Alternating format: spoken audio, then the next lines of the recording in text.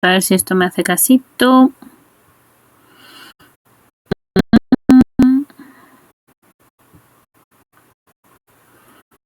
Bueno, que ha ganado un seguidor y vamos a estar ahora con esto. Ay, ay, ay, ay, ay.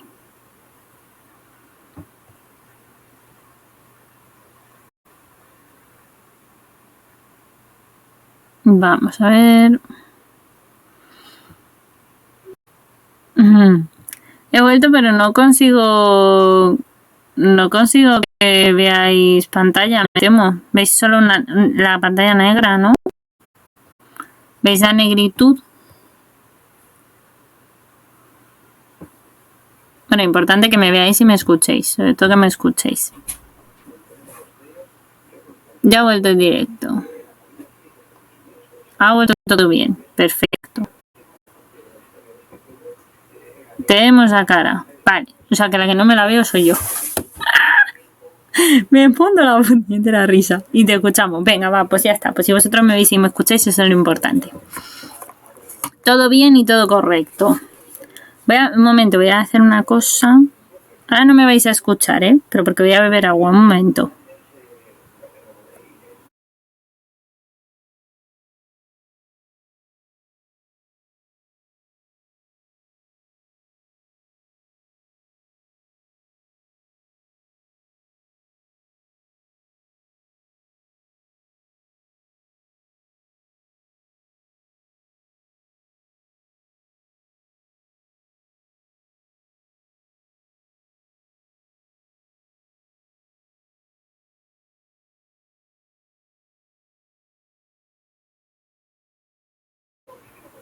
A ver. Ahora. Vale. Ya está. Ya he canjeado de hidratación, efectivamente. Pero por mí misma. Yo misma me mando a mí misma a beber, ¿sabes? Esto es maravilloso. Bueno, creo que se ha cortado el directo, por suerte, después del primer capítulo, ¿verdad? Corregirme si me equivoco. Por favor.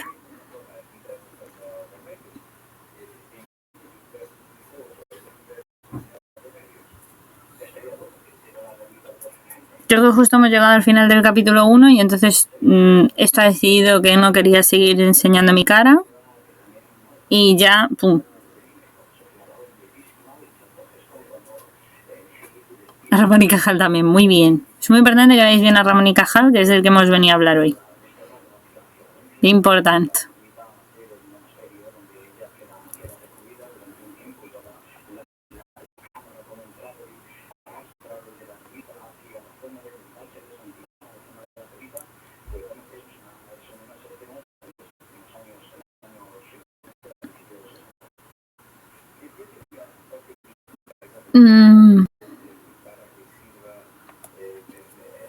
Vale, pues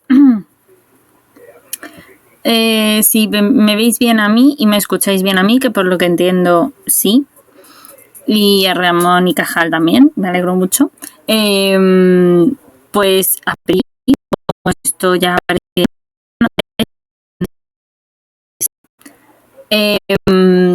Si os parece, os leo el segundo capítulo, ¿vale? Porque ya os digo, el primero sí que estaba, ¿verdad? El primero sí que lo hemos finalizado y ya luego ha sido cuando ha dado el problema. O sea, el primero creo que entra dentro de lo que sería la retransmisión anterior.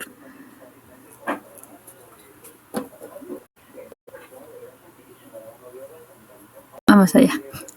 ¿Quién tiene ganas de que me lea el segundo capítulo? Muy bien, así me gusta. Con ganas de leer. Que esto también ayuda a fomentar la lectura.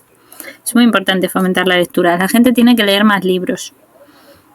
Bueno, e-books también. Libros e e-books. Que también vale.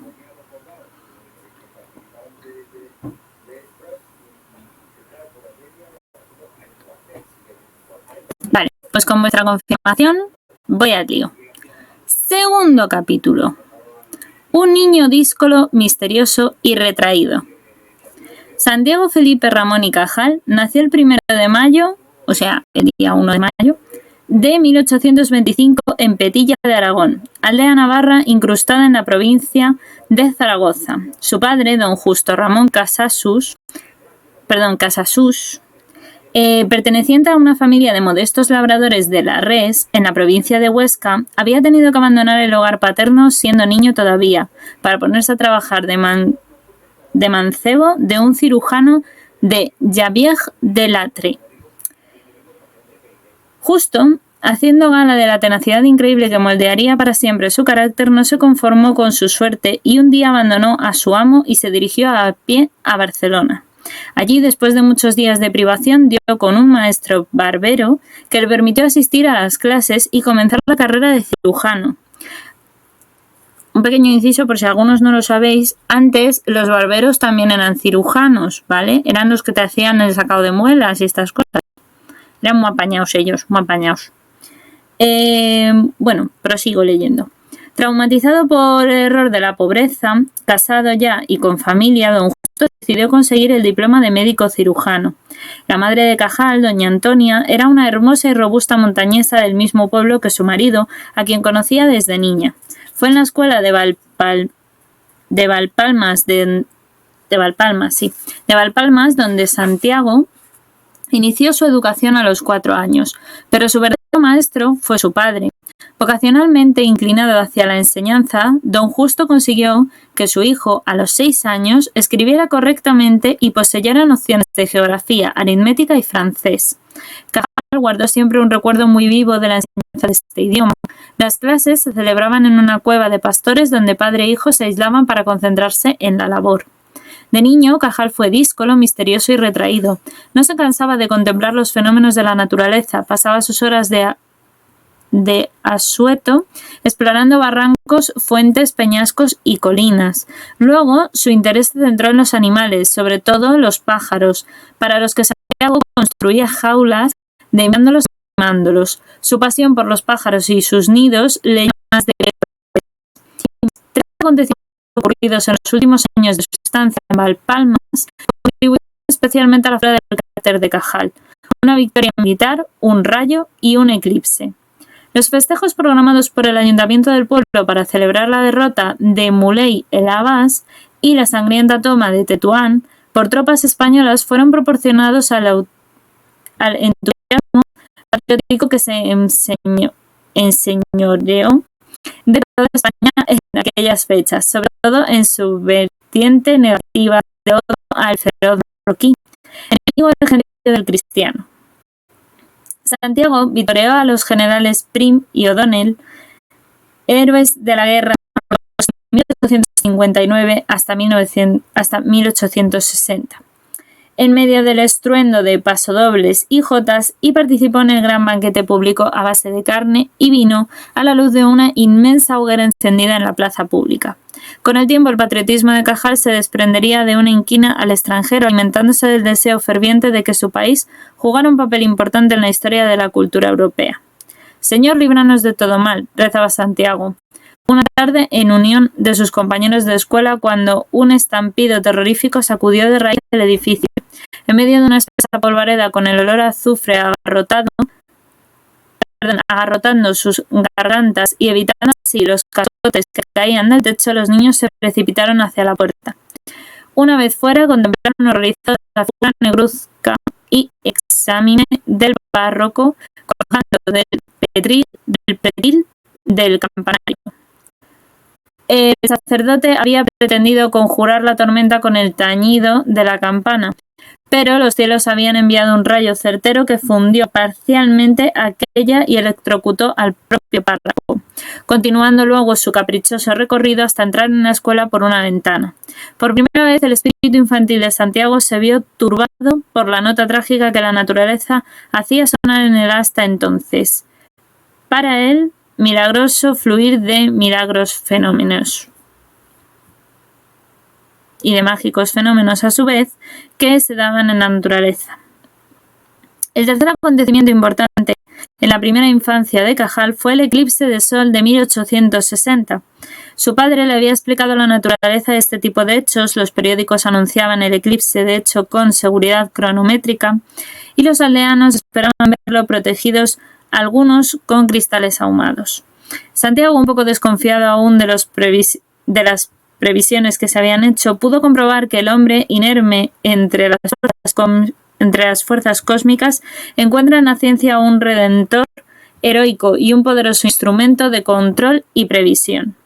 Cumplidos los 8 años, Santiago se trasladó con su familia a la villa de Ayerbe, partido médico de donde don Justo, su padre, había solicitado y obtenido plaza.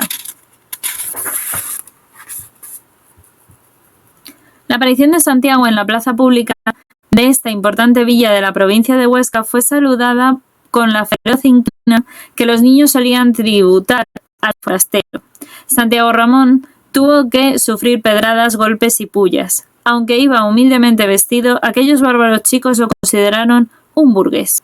Por otra parte, el castellano que le habían enseñado sonaba en los oídos de los niños de Ayerbe como una algarabía insufrible, acostumbrados sobre todo, como estaban, a un dialecto extraño que mezclaban giros franceses, catalanes y aragoneses antiguos. Santiago fue familiarizándose poco a poco con aquella jerga peculiar, sumergiéndose en la vida social infantil del pueblo. Por su parte, los demás niños abandonaron paulatinamente sus recelos. El ansia de emoción y la atracción irresistible del riesgo empujaban a los chicos de Ayerbe hacia juegos inocentes y aventuras peligrosas. El tejo y el marro se combinaban con las pedreas, la rotura de cristales y faroles, el hurto de uvas, higos y melocotones. Con la mente precozmente adiestrada gracias a las enseñanzas de su padre, Santiago no tardó en aventajar a sus compañeros en la maquinación y ejecución de ardides, picardías y diabluras, así como en el dominio de juegos y luchas más bien brutales. Pronto se convirtió en el jefe de la pandilla más célebre de Ayerbe. En el pueblo, los padres de la familia le tenían en la lista negra de las malas compañías. Para comprender este predominio de Santiago habría que recordar su talento para la mecánica y su habilidad manual. El ingenio del niño del médico iba indisolublemente unido a una terca voluntad de acción que aprovechaba al máximo la primitiva tecnología rural del entorno. Santiago fabricaba hondas para las pedreas, flautas para hacer cerras contra los viudos casados en segundas nupcias, yelmos y corazas para jugar a guerreros antiguos, etc. Todo ello le granjeó una fama delicada, a veces merecida y a veces exagerada. Su protagonismo indiscutible de la vida infantil de Ayerbe le costó inevitablemente palizas, disgustos, amarguras y persecuciones que en muchas ocasiones tenían su origen en fechorías que él no había cometido. Pasión por el dibujo. El sagrado temor a la pobreza que la vida había depositado en el corazón de don Justo Ramón convirtió al padre de Cajal en un positivista exagerado y casi paranoico que despreciaba toda cultura literaria o artística como ornato innecesario. El médico de Ayerbe proyectó sobre su hijo mayor todas sus frustraciones y traumas obsesivos. La vida familiar se desarrollaría, de hecho, bajo un régimen casi tiránico de previsión económica exacerbada. Cajal se lamentaría más tarde con esa delicadeza que caracteriza en sus escritos autobiográficos de un ideal de vida tan triste y mezquino. Sin embargo, siendo niño, sus dotes naturales y el rechazo instintivo del mencionado ideal le llevaron al rincón solitario del arte. A los 8 años, las tapias recién revocadas, las puertas y los márgenes de las páginas de los libros ejercían sobre él una poderosa atracción. Todo ello llenaba de dibujos de escenas de guerra, lances del toreo y otros garabatos. En cuanto podía hacerse con un poco de dinero, compraba papel y lápiz y salía en la búsqueda de modelos que satisfacieran su curiosidad pictórica. Sentado al borde de la carretera dibujaba los accidentes del paisaje, los caballos, aldeanos, carretas, etc. Los colores los conseguía raspando las pinturas de las paredes o poniendo a remojo el forro de los librillos de fumar que en aquella época llevaban una capa de color soluble. Utilizaba también los papeles pintados a modo de pinceles. En esta habilidad llegó a ser un consumado maestro. Con tan escasos y primitivos elementos, Santiago creó un mundo ideal de fantasía a imagen y semejanza de sus sueños. Paisajes dantescos, valles históricos, guerras desoladoras, santos belicosos, etc. Su lápiz seguía fielmente los caprichos de su imaginación. Don Justo, harto de arrebatar a su hijo lápices y dibujos, no tardó en maquinar un escarmiento que acabará con aquello que debía parecerle a poco menos una enfermedad nerviosa.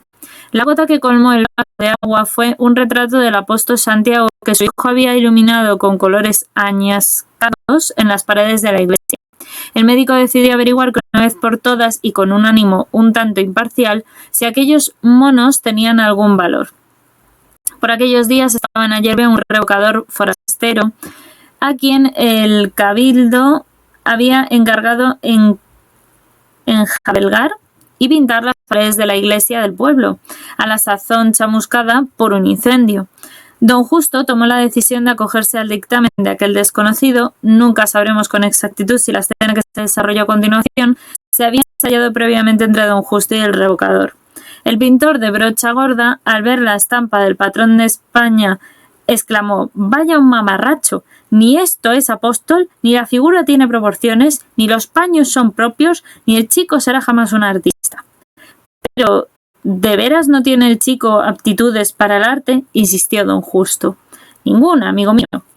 Hasta Don Justo pareció atónito por un veredicto tan categórico. Santiago apenas se atrevió a exponer una tímida excusa. Debió ser en ese mismo momento cuando el médico de Ayerbe decidió que su hijo se preparara para la carrera médica. La consecuencia inmediata de la entrevista con el revocador fue que Don Justo arreció en su persecución contra lápices, carbones y papeles. Pero Santiago había aprendido muy bien las lecciones que le había dado su padre. Su astucia recurrió a todos los ardiles imaginables para seguir con su pasión favorita. Dio comienzo así una sorda contienda entre padre e hijo que se prolongaría a lo largo de más de 10 años y en realidad no hubo vencedor. Santiago habría de sustituir con el tiempo el pincel por el bisturí, pero no dejaría de dibujar. Entre las fechorías y el castigo. La instrucción elemental de Santiago Ramón fue bastante buena gracias a los desvelos de su padre.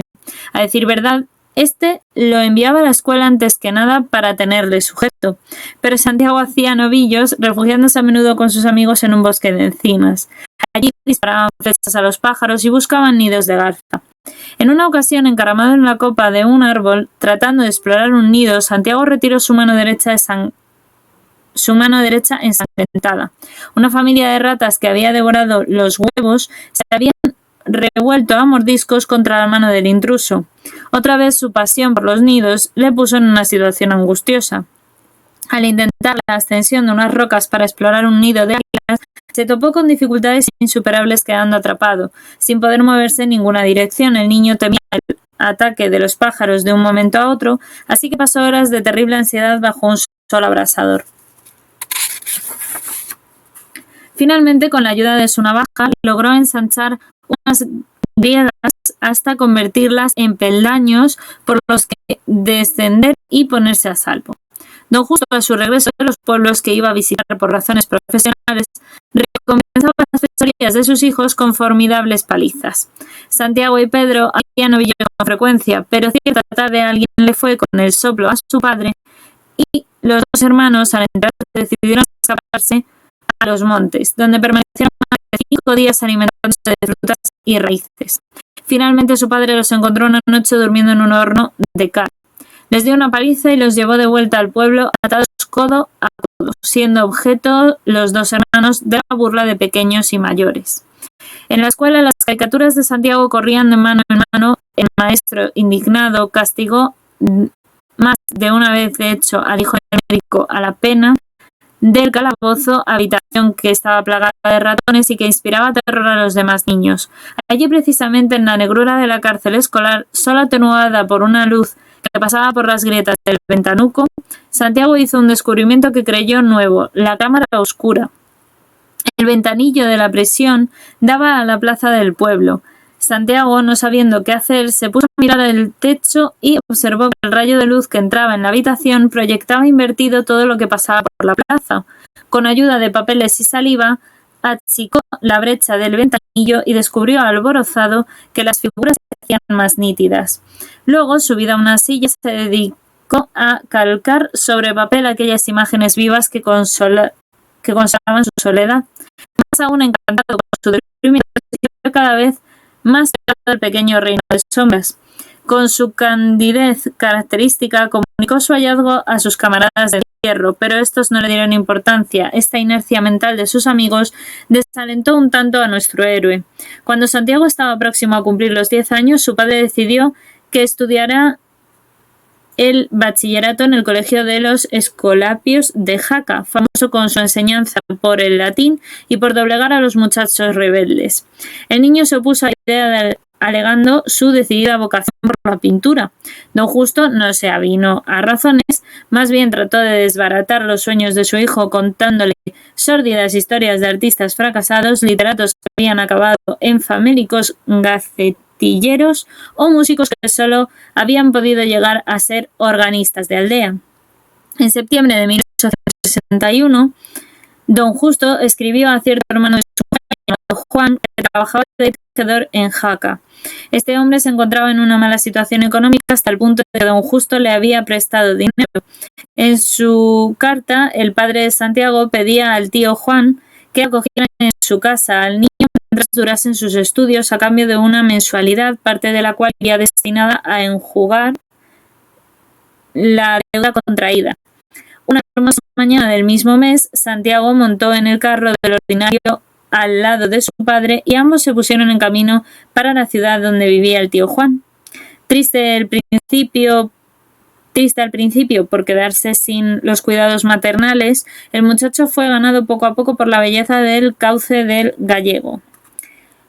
Una vez instalados en casa del tejedor de Jaca, padre e hijo fueron a ofrecer sus respetos a los escolapios. Don Justo recomendó al director del colegio que fuera implacable con los desmanes del joven Santiago. Para tranquilizarlo, el religioso le hizo conocer al padre Jacinto, profesor de latín, a quien ningún rebelde se le había resistido hasta entonces. Santiago se alarmó un poco al ver aparecer aquella tremenda figura de hombre y puños macizos, pero en su interior lanzó un rotundo desafío al reverendo, no dejándose amilanar por las apariencias. Además, en cuanto a golpes, estaban bien curtido. Poco después pasó con éxito el examen de ingreso. Su padre, esperanzado, regresó a Yerbe. El tío Juan, viejo y achacoso, vivía en compañía con Timoteo, su hijo menor, y absorto en su telar, dejaba el cuidado de la casa a una vieja criada. Esta alimentaba a Santiago y a su primo a base de coles, nabos y patatas. De vez en cuando los muchachos comían carne. Esta escasez era compensada con gachas de maíz y manzanas en abundancia. El vacío afectivo o quizás la austeridad de sus maestros hicieron retoñar en Santiago sus delirios artísticos. El muchacho de Yerbe llegó a odiar la gramática latina con aquellas reglas abrumadoras que tenía que meter a la fuerza en su cabeza. Los textos latinos se convirtieron pronto en sus manos en álbumes llenos de versos, paisajes, también de episodios guerreros y caricaturas. Los viejos métodos pedagógicos. El Colegio Calasancio, en donde Santiago Ramón hizo el primer curso del bachillerato, representa una muestra característica del sistema educativo que ha imperado en España. En los primeros cursos se producía la criba de estudiantes gracias a un método brutal desbravador de inteligencias que a lo largo del bachillerato iba siendo sustituido por otro más racional e indulgente, que a pesar de todo dejaba mucho que desear. En el Colegio de los Escolapios de Jaca, el encargado de aplicar el primero de los métodos aludidos era el padre de Jacinto. De sus puños e invectivas, el niño solo podía oponer la resistencia física y moral como ley de supervivencia. El religioso dividía a la clase en cartaginenses y romanos. No es necesario señalar que Santiago perteneció siempre al primero de los bandos. La letra con la sangre entra. Esta era la norma que imperaba en aquella minúscula dictadura. Los niños entraban en la clase acobardados y en cuanto comenzaban la recitación de las conjugaciones latinas hacía presa en ellos el pavor y no daban pie con bola. La técnica pedagógica que reinaba en la clase era la del memorismo puro y Cajal habría de luchar toda su vida contra ella. Según él, en esta técnica no se trataba de crear cabezas pensantes, sino cabezas almacenes. Una vez iniciada la conjugación de un verbo o el recitado de una declinación, el más mínimo balbuceo le valía al chico un chaparrón de correazos. El empleo exclusivo de la violencia acababa matando cualquier cualidad positiva en el niño. Este al final adquiere realmente el complejo de torpe sin remedio. Santiago, al final, que muchas inteligencias inquisitivas y curiosas, no tenía una memoria muy fiel y parecía de facilidad verbal, deficiencia que el temor también acentuaba, nunca había de sentirse a gusto con un sistema docente que valora el automatismo nervioso y la verbosidad fácil al tiempo que desprecia la espontaneidad del pensamiento y el espíritu crítico. El padre Jacinto era el caso extremo de la brutalidad educativa. En una ocasión, al oír un desatino de un alumno, dio semejante golpe que el muchacho salió disparado y se estrelló contra una pizarra distante de 2 metros. El encerado se rompió y las astillas de su soporte alcanzaron a 2 chicos más. El violento cura no habría de conseguir nada de Santiago Ramón, a quien acabó convirtiendo en un caso de amor propio. El cuerpo del chico estaba en el aula, pero su espíritu vagaba por los espacios imaginarios. Santiago encontraba consuelo en el cultivo del arte y en la contemplación de la naturaleza. La misma ciudad de Jaca tenía para él inefables encantos. Por otra parte, encontró amigos con los que compartir juegos y travesuras, pero en esta época le gustaban más los paseos en solitario que los juegos en la pandilla. Bajaba con frecuencia al río Aragón y caminaba durante horas remontando la corriente hasta que el cansancio le rendía. Allí, al borde del agua, intentaba reproducir en su cuaderno de dibujo la belleza del paisaje, pero muchas veces tras horas de contemplación su lápiz se paralizaba y su cerebro se rendía a las evocaciones más fantásticas. El susurro del viento parecía traerle la voz de la tradición desbordante de leyendas doradas y gestas heroicas fecundadas por el río sagrado del solar aragonés en el que se hallaba. El padre de Jacinto no estaba en su empeño de domar a Santiago Ramón. Al ver la inutilidad de los castigos corporales, recurrió a la pena del ayuno. Las faltas de Santiago eran apuntadas por el niño mimado de turno en un libro especial. Era como un libro de contabilidad en donde las deudas solo se podían pagar con el hambre, pero las faltas eran tantas que fue necesario conmutar algunos ayunos por tandas de correazos o exhibiciones vergonzosas delante de los compañeros. Santiago debía cumplir así todos los días la condena impuesta, quedar encerrado en el aula sin comer hasta la noche. Más de una vez las curas de hecho se olvidaron del preso, dejándole dormir al frío de la noche hasta el día siguiente. Santiago acabó acostumbrándose, pero como daba por descontado el suspenso final, no se recató en sus desmanes. Distraía a sus compañeros con su charla y a sus caricaturas tramaba toda clase de diabluras también, y al cabo de unos meses de ayuno, Santiago Ramón aplicó varios procedimientos para comer al mediodía como todo el mundo. Primero consiguió mover el muelle del cerrojo de la puerta del aula con ayuda de un lápiz. Durante varios días consiguió almorzar en casa de su tío. Con el estómago lleno volvía a su celda de castigo. No obstante, sus vigilantes acabaron por descubrirle. Los curas, de hecho, cambiaron la cerradura de la puerta y arreciaron la vigilancia. Pero la inteligencia práctica que el ayerbense había heredado de su padre discurrió de manera que se empezó a escapar por la ventana. Así consiguió evitar el ayuno una vez más, aunque no por mucho tiempo. Su estratagema cundió entre los muchachos castigados y el procedimiento de evasión trascendió a las autoridades competentes. Esta vez Santiago, teniendo terribles represalias, escribió a su padre. Este acabó reaccionando a favor de su hijo y pidió a los profesores que cediesen en sus rigores en consideración a la salud gravemente quebrantada del muchacho. Los ayunos terminaron, pero Santiago veía el suspenso al final del curso como inevitable. Afortunadamente, la palabra final en las calificaciones no la tenían los curas, sino los profesores del Instituto de Huesca, donde los alumnos del colegio Calasancio debían examinarse, y estos, juiciosamente teniendo en cuenta el nivel de los examinados, decidieron que Santiago pasara al curso siguiente. Y hasta aquí es el capítulo 2. ¿Qué os ha parecido? ¿Cómo os habéis quedado? Para que veáis que la educación, por desgracia, sigue siendo un poco igual. Aquí, a base de meterte todo y memorizar como un loro. ¿Qué viste? Estamos hablando de finales del siglo XIX y seguimos igual, no hemos aprendido nada. Qué pena. Qué pena. Pero vamos, el capítulo 2 muy guay. Yo creo que muy guay. Voy a mirar un segundo, una duda que me ha surgido.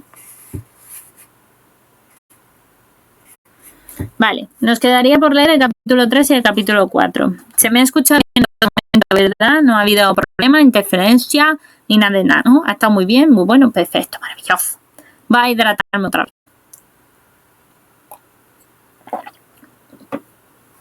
Vale. Pues como tutto bene, vamos a aprovechar esta época de bonanza, de que todo va bien, y os prosigo leyendo el capítulo 3. Se titula Ayerbe Huesca y Robinson Crusoe. Doña Antonia casi no reconoció a su hijo cuando volvió en el verano. El estado físico de Santiago era lamentable. Los ayunos y la estricta dieta que había padecido en casa de su tío Juan habían hecho mella en su constitución. La pobre mujer se entregó con cariño a la tarea de hacerle recuperar fuerzas. Así, al poco tiempo, Santiago se dispuso a emprender nuevas aventuras. De fabricante de armas a la cárcel. Ahora acariciaba sueños más ambiciosos. Su mente se fijó en la escopeta y el cañón como medios para hacer realidad sus añoradas hazañas guerreras. Primero se propuso fabricar un cañón, cogió una viga que había sobrado de una obra de albañilería hecha en su casa y con una barrena de carpintero hizo un tubo en el eje del tronco. Alisó como pudo el interior del conducto y reforzó exteriormente la viga con alambre y cuerda embreada. Él y sus amigos estaban impacientes por poner a prueba el arma que había fabricado.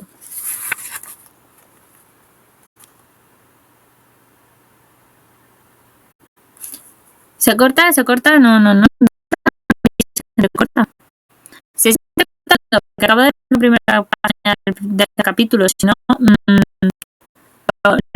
lo reviso.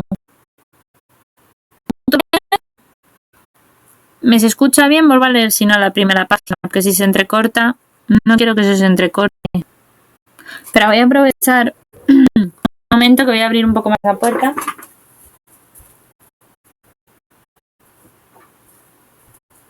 Que a veces yo tengo estudiado que esto a veces puede... bueno, pero tampoco que sea una Fushu, por favor, un poco de calidad, un poco de nivel. Bueno, voy a hacer una cosa, el principio del capítulo 3, ¿vale? Aunque sea un poco de ya vi. Como solo he leído una hoja, por si acaso, ¿vale? Como se ha ido entrecortando para que haya menos posibilidades. Y si ahora se me escucha bien y no se entrecorta, aprovechamos este momento. ¿De acuerdo? Os vuelvo a leer el principio del capítulo 3, ¿vale? Que como solo ha sido una hoja, ya, ahora ya voy del tirón. Título. Ayerbe Huesca y Robinson Crusoe. Doña Antonia casi no reconoció a su hijo cuando le volvió a ver en el verano. El estado físico de Santiago era lamentable. Los ayunos y la estricta dieta que había padecido en casa de su tío Juan habían hecho mella en su constitución. La pobre mujer se entregó con cariño a la tarea de hacerle recuperar fuerzas. Al poco tiempo, Santiago se dispuso a emprender nuevas aventuras. De fabricante de armas a la cárcel. Ahora acariciaba sueños más ambiciosos. Su mente se fijó en la escopeta y el cañón como medios para hacer realidad sus añoradas hazañas guerreras. Primero se propuso fabricar un cañón, por lo que que había sobrado de una obra de albañilería hecha en su casa y con una barrena de carpintero hizo un tubo en el eje del tronco, alisó como pudo el interior del conducto y reforzó exteriormente la viga con alambre y cuerda embreada. Él y sus amigos estaban impacientes por poner a prueba el arma. Decidieron colocar el cañón por encima de la tapia del huerto de la casa de Don Justo y enfilarlo en dirección a la puerta del cercado vecino. Lo cargaron con pólvora, un buen taco y un montón de tachuelas y guijarros. Santiago prendió fuego al cebo con ayuda de un alambre y se retiró en unión a sus camaradas a esperar a una prudente distancia la explosión.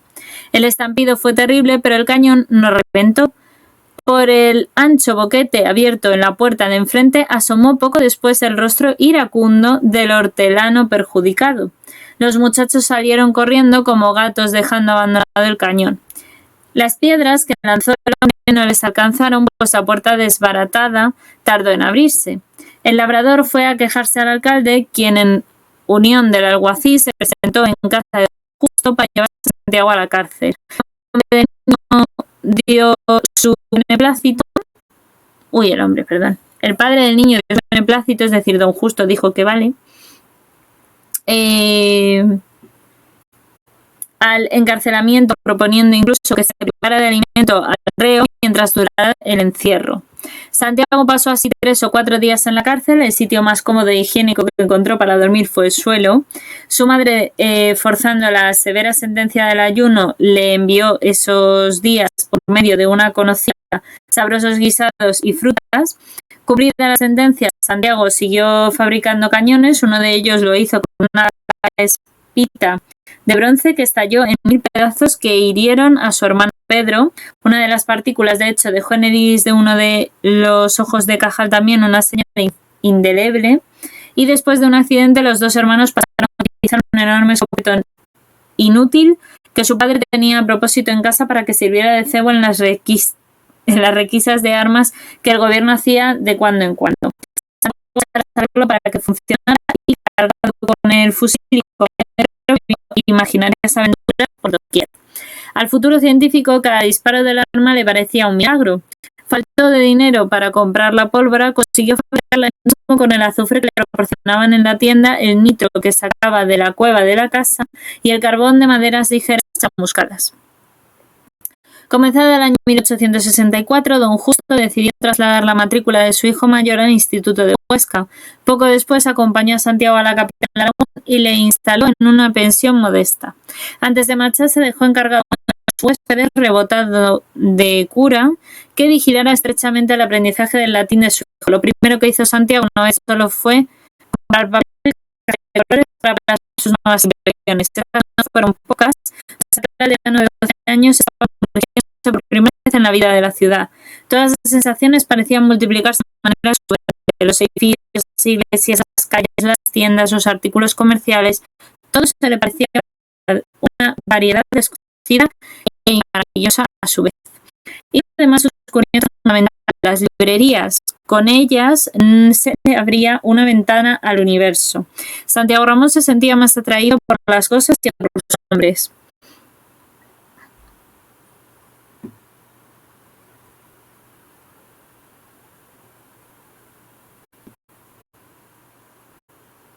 Un momento, me estáis diciendo que están bajando los componentes, no se me oye, se corta, acaba de en un punto, así que está bien.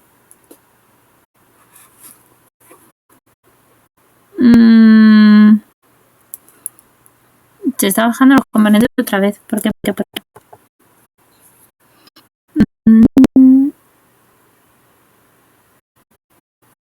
A veces no te preocupes. Sí, véase que yo tengo un PC un poco no pasa nada, algún día viviré en Andorra y tendré un PC impresionante. Algún día, igual cuando tenga 90 años. Pero bueno, perdón por este inciso. Proseguimos. En el instituto encontró un profesor de latín, nuestro querido Santiago Ramón y Cajal, muy anciano, que era todo lo contrario del padre Jacinto.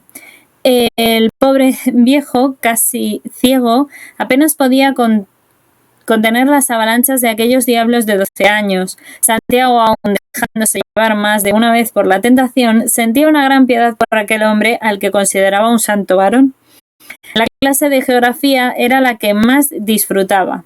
Le ofrecía la oportunidad de dibujar mapas. Esta práctica pedagógica le ayudó mucho a asimilar el contenido de la asignatura. El profesor era joven, austero, eficaz en sus explicaciones y severísimo en sus juicios. Sus alumnos le respetaban y temían. Del contraste que ofrecía el comportamiento de los escolares en las clases de latín y geografía, sacó fructíferas conclusiones pedagógicas. Le parecía que el profesor de muchachos de 10 a 14 años debía ser joven, enérgico y despierto. Dedujo también que tales alumnos son poco propicios al estudio en las lenguas muertas y a las matemáticas, pero están abiertos al estudio de asignaturas como la geografía, las cuales amplían la rudimentaria exploración del mundo iniciada en el hogar. Las lenguas muertas, la lógica, el álgebra debían, según Cajal, dejarse para alumnos mayores de 14 años. Desde el primer momento de su aparición en los patios del instituto, Santiago cayó mal a los gallitos de los últimos cursos, auténticos caciques que controlaban a su gusto el recinto del recreo y mandaban sobre sus moradores. Había en el, de hecho, un Azcón, auténtico gañán de 18 o 19 años con músculos endurecidos por el arado y la azada, que enseguida adivinó el temperamento digno y belicoso de la yerbense y no paraba hasta buscar la ocasión propicia para sacarle de sus casillas. La oportunidad se le abrió una prenda del autuendo de Santiago porque doña Antonia había confeccionado a su hijo, aprovechando un antiguo sobre todo de don Justo, una especie de gabán que a Santiago le quedaba demasiado largo y le daba el aire de los vagabundos saboyanos que por entonces recorrían la península tocando el arpa en compañía de osos y también de monas. «Mirad al italiano», gritó Azcón imponiendo a su voz un tono autoritario. Santiago se lanzó como un tigre sobre el grandullón y este reaccionó rápidamente con la ayuda de sus fieles seguidores, que propinó a Santiago una soberana paliza.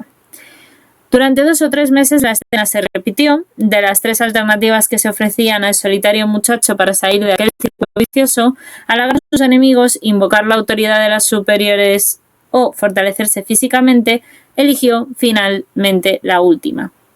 Si venzo a Azcón, pensó Santiago, todos los demás se convertirán en mis aliados. Y así fue. Santiago Ramón se entregó sistemáticamente a los ejercicios físicos. Se pasaba horas solo en sotos y arboledas, trepando a los árboles, saltando y levantando enormes piedras. El fruto de su entrenamiento fue excelente. A partir del tercer curso, sus puños y su habilidad para manejar la onda y el palo le valieron de los matones. Azcón acabó haciéndose amigo suyo. Otro suceso dejó una profunda huella en la conciencia de Cajal. Un día estaba divirtiéndose con sus amigos a la base de un molino y de pronto vio que unos chicos arrojaban grandes piedras contra el hielo. Este martilleo acabó produciendo un gran agujero que reveló las grandes profundidades del agua. Santiago propuso inmediatamente saltar por encima del boquete, siendo el primero en hacerlo. La suerte no le acompañó y su cuerpo recibió la tremenda sacudida del agua casi helada. Se había hundido en la barca. Buscó angustiosamente la salida y tras un supremo esfuerzo logró agarrarse a los bordes helados del orificio y sacar la cabeza. Su estupor fue indecible. Sus camaradas habían desaparecido y probablemente pensaron que se había ahogado y no quisieron verse comprometidos. Santiago, con gran trabajo, logró salir y se puso en marcha calado hasta los huesos. Pronto el agua del pantano comenzó a helarse, impidiéndole de hecho andar. Se desnudó del todo y escurrió el agua de la ropa y se refugió en un pajar, dejando las en un lugar protegido del cierzo. Pero el pajar estaba en sombra. Santiago decidió correr como un animal salvaje para entrar en calor. Finalmente pudo vestirse y volvió a su pensión para cambiarse de ropa. Este incidente proporcionó a Cajal una amarga enseñanza sobre el egoísmo de los jóvenes y el miedo casi innato que en España se tiene a la autoridad. En cuanto al frío, llegó a la conclusión de que por sí solo no causa enfermedad alguna, pues ni siquiera se constipó. Los ejercicios al aire libre hicieron conocer a Santiago un entorno natural hermoso y diáfano que le sirvió de inspiración para sus dibujos. Estos no acababan de satisfacerle y se sentía impotente ante la inagotable riqueza de los matices cromáticos de tierras, follajes, flores y seres humanos que lo rodeaban. Era como si el niño pensaría, luego el Cajal escritor no pudiera evitar la esquematización del color. Aparece el espíritu sistemático del científico. Encorajinado por sus deficiencias en la apreciación de las tonalidades cromáticas de sus dibujos, se puso a trabajar en la confección de una especie de diccionario de colores en el que se propuso reproducir todos los matices de los objetos naturales, dando a cada color un número de orden. Mientras esta sistemática y sistematización tuvo por objeto rocas, insectos y flores silvestres, Santiago pudo alcanzar sus objetivos. Pero cuando abordó las flores cultivadas, se le presentaron inconvenientes imprevistos, pues aquellas se encontraban en macetas y éstas tenían dueño. Condicionado así por una hermosa rosa que en Huesca llamaban de Alejandría, se propuso hacerse con algunos ejemplares de la misma, corriendo los riesgos que fueran necesarios.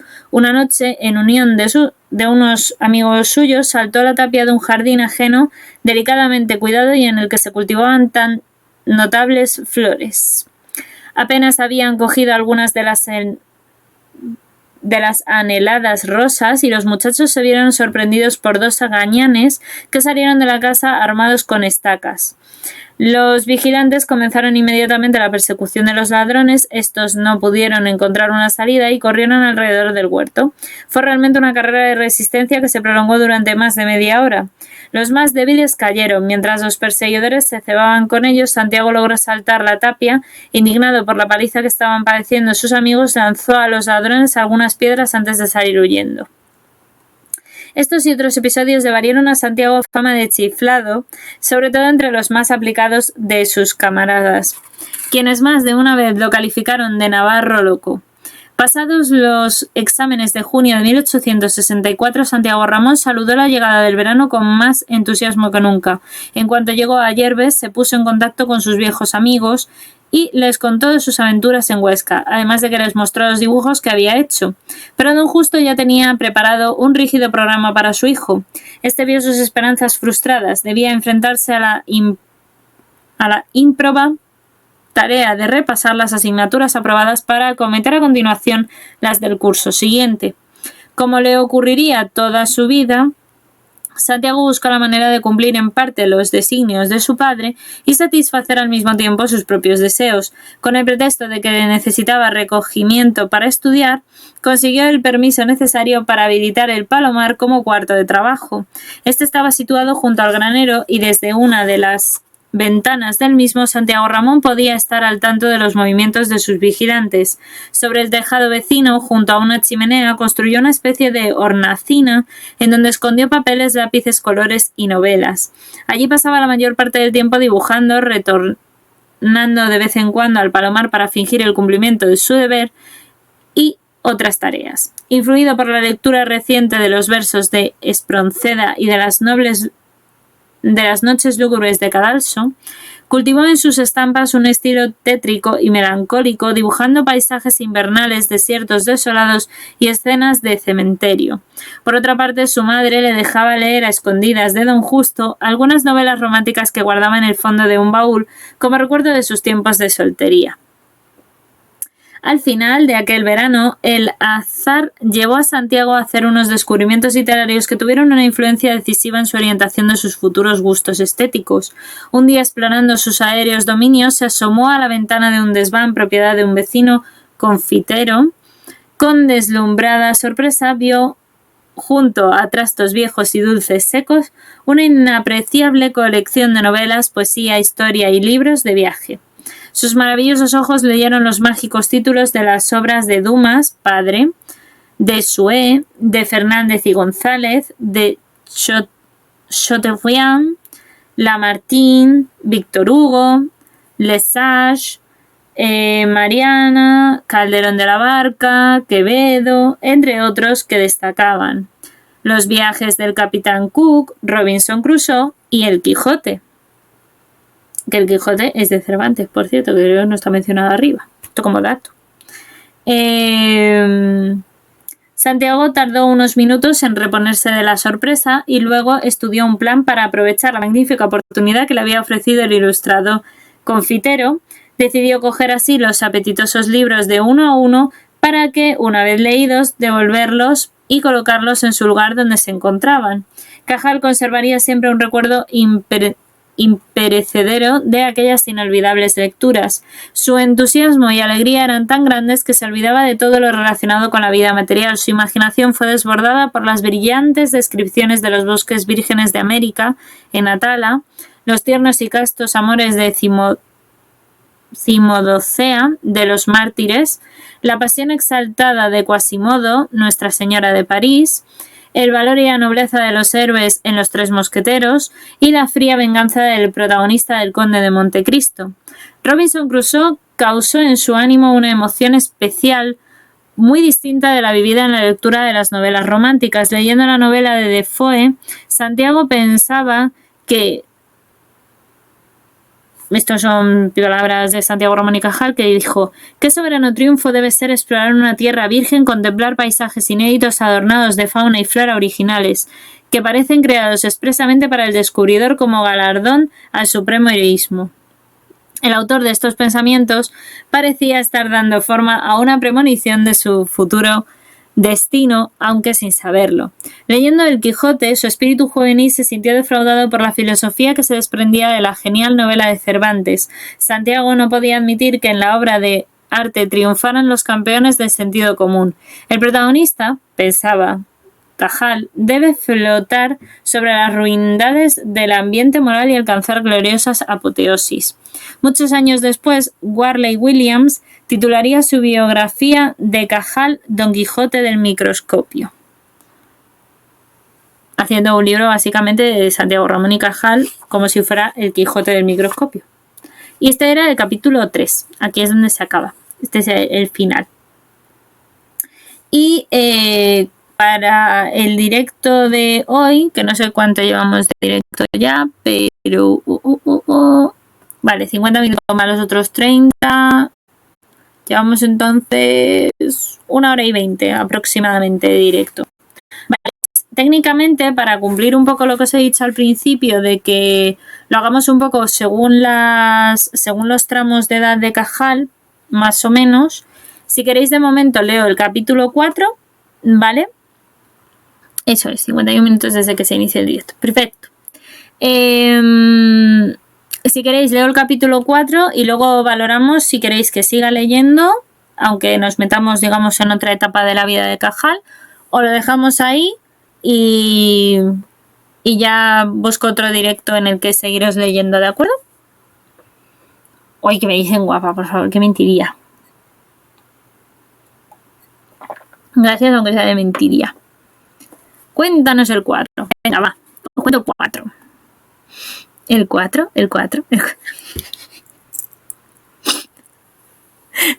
Sanji, que te has rayado. Saca el disco, que se te ha rayado.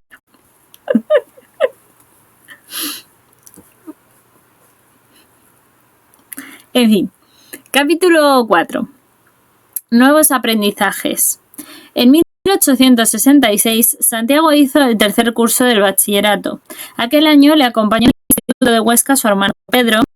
Don Justo, temiendo quizá que su hijo menor se contagiara de la rebeldía de Santiago, lo alojó en una casa de huéspedes, acomodándolo al otro de mancebo en una barbería. Una decisión tal respecto a Santiago, solo la justificación 2 fines: evitar que gozara de la libertad necesaria para sus correrías y travesuras y enseñarle al mismo tiempo un oficio con el que pudiera ganarse la vida algún día. Y don Justo empezaba a dudar seriamente de las aptitudes de su hijo mayor para los estudios. Mal estudiante y aprendiz de oficios. En aquel momento, inflamado todavía por sus lecturas románticas y seguro de su talento artístico, Santiago veía humillante empuñar la brocha de un barbero. «Ánimo, muchacho», le dijo don Acislo, su mentor, su amo, al ver su cara. Dijo también: «Duros son todos los comienzos, pero te irás haciendo al trabajo». Santiago acabó adaptándose a su nuevo género de vida y su amo, a pesar de su fama de gruñón, era afable y considerado con él. El aprendiz intimó enseguida con el oficial, un joven que tocaba la guitarra y era muy aficionado a las mujeres. Santiago le servía de amanuense, escribiendo en su nombre esquelas almibaradas dirigidas a una criada. En compensación, el oficial, cuando se iba, don Acislo le dejaba dibujar.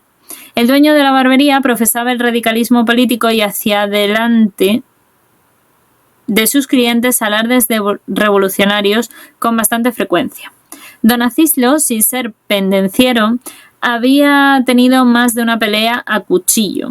Hablaba a menudo de la situación política española. Allí Santiago, de hecho, tuvo noticia de las conspiraciones de Prim, Moriones y Pierrat, generales desterrados que, según se decía entonces, iban a cruzar la frontera por el valle de Hecho, Jaca y Anso, para proclamar la revolución con la ayuda de carabineros y montañeses de la región. Aunque Santiago no entendía nada de política, se sintió atraído por el credo democrático que se adaptaba a su individualismo y a su antipatía por el principio de autoridad. Para halagar a su patrón y demostrarle sus sentimientos liberales, dibujó retratos de Prim y Pierrat, al pie de los cuales puso décimas dedicadas a la libertad. El patrón, encantado con las ideas del aprendiz, dio a este cada vez mejor trato. No solo le permitía ir a clase, sino que le dejaba libres todas las tardes de poco trabajo. De esta forma, Santiago recuperó casi toda su libertad de movimiento, remodelando una vez más a su gusto los planes de su padre. Paseando un día de los dos hermanos Cajal, es decir, Pedro y Santiago, por la ermita de los Mártires, vieron brillar algo en un basurero. Era una moneda de oro de 5 duros. La cambiaron en una tienda y decidieron con semejante suma comprar un pistolón que desde hacía tiempo les tentaba desde el escaparate de una armería. Una vez provistos de pólvora, balas y perdigones, y probada el arma, salieron con aire de revolucionarios a la caza de tordos, perdices y conejos. Sin embargo, solo cobraron algún que otro gorrión. Ese año, Santiago alcanzó una maestría insuperable en el manejo de la honda. Gracias a ella y a la teatralidad de su audacia y furor guerreros, perfectamente fingidos, se le ofreció la jefatura de los bandos enfrentados. Aceptó naturalmente la del bando democrático. En aquella época, como era inevitable, los muchachos jugaban a liberales y a reaccionarios. Las campañas guerreras de Santiago Ramón y Cajal le dejaron muchas cicatrices en la cabeza. Su osadía no tenía límites y en una ocasión llegó a enfrentarse a unos guardias municipales. Otra vez la víctima casual de sus arrebatos fue un arriero. Este le dio una monumental paliza, por supuesto, ¿no? Su mala fama se había propagado de tal manera por el barrio donde vivía que hasta las niñas, al salir del colegio, se escondían al verle. Entre ellas había una rubita de ojos azules que había oído a su padre decir pestes de Santiagué, el chico del médico de Ayerbe. En cuanto le veía, echaba a correr despavorida. Con el tiempo llegaría a ser la mujer de Cajal. Santiago hizo pocos progresos en sus estudios durante el año de 1866. Las asignaturas le disgustaban todas por igual. A pesar de todo, habría salvado el curso si el catedrático de griego no hubiera interpretado erróneamente un rasgo de su carácter. Y según el profesor, dice lo siguiente: a la manera de los salvajes y de las mujeres, he adolecido siempre de lamentable facilidad para saltar la risa.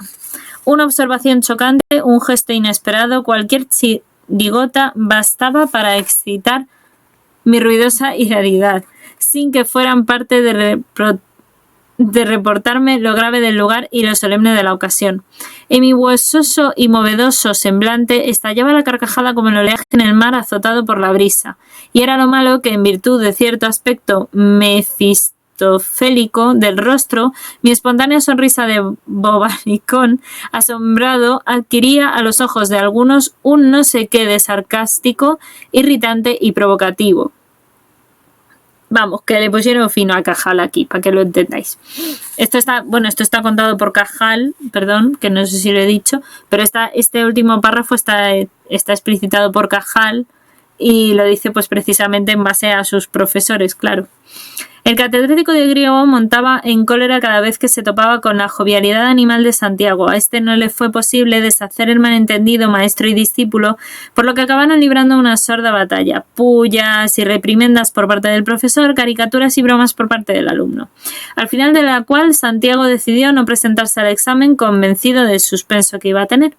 Don Justo, a la vista de las notas, se mostró implacable y puso a trabajar a su hijo de aprendiz de zapatero en Gurrea de Gállego, donde vivían entonces toda la familia. El nuevo patrón de Santiago era un hombre rústico y mal encarado que trató de nuevo al aprendiz con la mayor de las durezas. El muchacho comía mal, dormía en un destartalado desván lleno de telarañas y ratones y hacía los trabajos más sucios de la tienda. Se le quitaron lápices y papeles hasta que se le prohibió incluso emborronar con carbón las paredes del granero.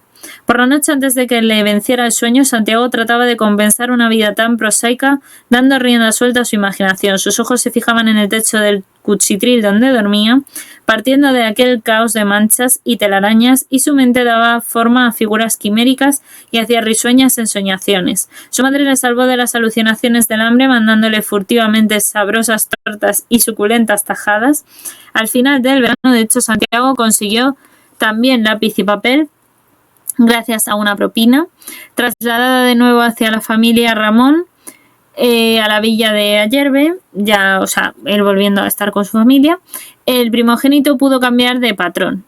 Se puso a trabajar para un zapatero que, si bien era duro con los aprendices, hacía gala de campechanía y de buen humor. Santiago hizo tales progresos en su nuevo oficio que el dueño de la mejor tienda de la población le propuso un contrato de varios años a condición de que, si abandonaba el oficio antes de que finalizara el primer año, don Justo debía indemnizarle. Cerrado el trato e instalado en un taller más alegre, Santiago no tardó en intimar con el hijo del patrón y en coser zapatos con la celeridad y maestría de un veterano. Su nuevo amo estaba acostumbrado a la habilidad con que hacía unos zapatos especialmente diseñados para señoritas que entonces se llamaban abotinados. En 1867 tuvo de hecho lugar la intentona revolucionaria de Moriones y Pierrat, que culminó en el choque de Llinars de Marcuello. El gobierno moderado de Isabel II, que se había ganado el odio de toda la población por sus deportaciones y fusilamientos a los liberales, hasta en aldeas remotas como Ayerbe, se recibió con alegría la noticia de la sublevación de los generales, cuyo triunfo se creía inminente. Muchos estaban dispuestos a alistarse en las filas rebeldes y algunos esperaban de un momento a otro la entrada triunfal de los insurrectos en el pueblo. De pronto entró en la plaza baja la columna del general Manso de Zúñiga, leal al gobierno y compuesta de fuerzas de infantería y también de coraceros. Santiago Ramón quedó impresionadísimo por la visión de los escuadrones en perfecta formación, evocadora para él de las luchas épicas de la Reconquista, y el general no se detuvo en la villa más que el tiempo necesario para básicamente para racionar comida para los soldados. Después partió para Llinars al encuentro de los rebeldes. Pronto se oyó en Ayerbe la estampida de las descargas provenientes de las montañas vecinas. Santiago salió corriendo con algunos de sus amigos dirigiéndose al lugar del combate. Desde una colina que domina la aldea de Llinars, los chicos vieron cómo se replegaban y desalentaban las fuerzas leales, y la visión del general Manso de Zúñiga, agonizante sobre su caballo, seguido de sus coraceros con los uniformes ensangrentados, los cascos llenos de abolladuras y lanzando gritos de dolor, causó en Santiago una honda impresión. Aquel era el lado tétrico de sus ensoñaciones guerreras. No era la primera vez que veía muertos o agonizantes, pero por primera vez entraba en su espíritu la más profunda y angustiosa de todas las realidades de la vida.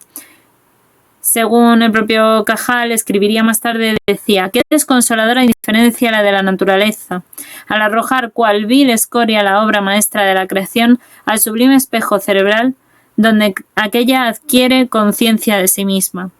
Después de trabajar un año de zapatero, Santiago Ramón volvió a los estudios. Don Justo había quedado satisfecho con su experimento educativo y Santiago prometió cumplir con sus obligaciones a cambio de que su padre le dejara matricularse en dibujo, asistiendo así a una clase más que era compatible con el estudio de las otras asignaturas. Don Justo accedió, pero para asegurarse de la formalidad de su hijo, le colocó de mancebo en una barbería. Los progresos que hizo nuestro héroe en sus estudios de dibujo fueron espectaculares. Su profesor, don León de Abadías, sorprendido por un caso tan excepcional de afición pictórica, se volcó con el muchacho, que se mostraba insaciable en su demanda de trabajo. Don León acabó poniendo a su disposición su colección privada de dibujos para que los copiara. El padre decide su destino. Finalmente, el profesor de dibujo dio sobresaliento a un alumno predilecto, que fue Santiago, y fue a ver a don Justo para convencerle de que su hijo estaba predestinado a ser pintor. Pero todos sus argumentos apasionados fueron inútiles. Ninguno de los desmesurados elogios de don León conmovieron al médico de Ayerbe, quien se mantuvo firme en sus ideas anteriores sobre el rumbo profesional que había decidido ya marcado para su primogénito. Cierto día, paseando por una carretera, Santiago vio una tapia recién revocada que que le atrajo de manera irresistible sin dudar un instante. De hecho, se puso a dibujar con tiza y carboncillo los retratos de algunos de sus profesores. De don Vicente Ventura, su maestro de psicología y lógica, le salió una admirable caricatura.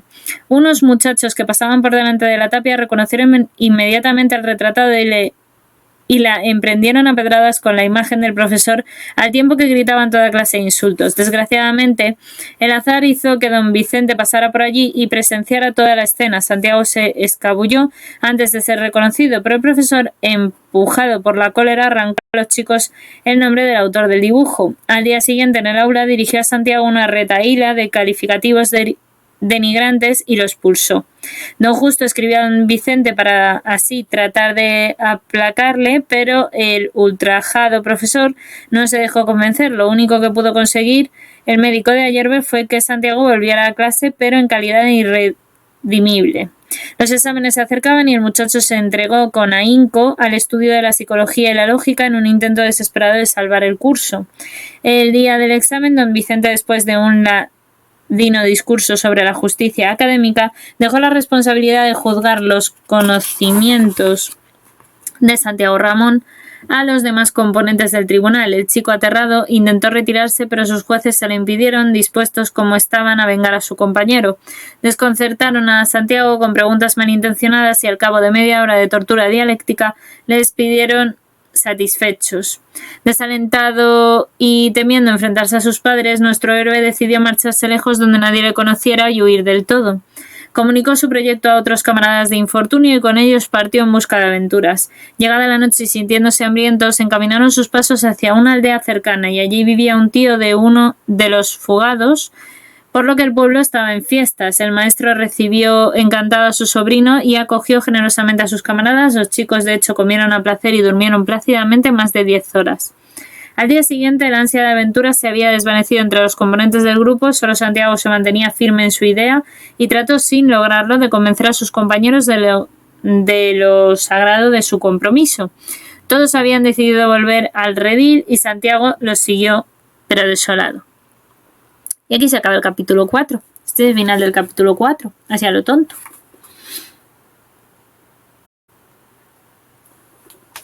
¿Cómo os habéis quedado? Madre mía. Capítulo 5. A ver, el capítulo 5. El capítulo 5 no es muy largo, ¿eh? Cortito. Cortito.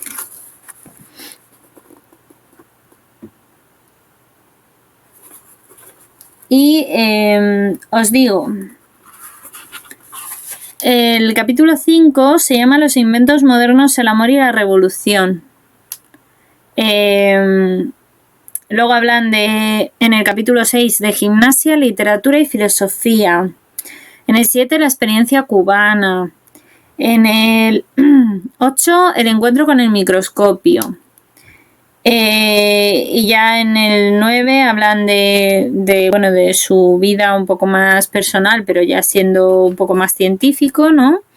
En el 10 un científico moderno, en el 11 en la plenitud, el 12 el prestigio del maestro, el 13 renacimiento de la ciencia en España, el 14 los estudios sobre la degeneración y la regeneración del sistema nervioso. En el 15 se habla de la escuela de Cajal y en el 16 los últimos pasos hacia la posteridad. Y luego ya estarían los apéndices.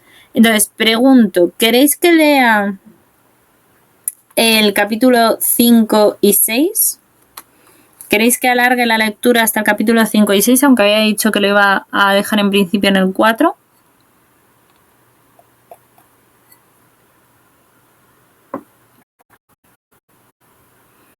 Claro, dale, aquí, Gideon está todo emocionado escuchando, ¿eh?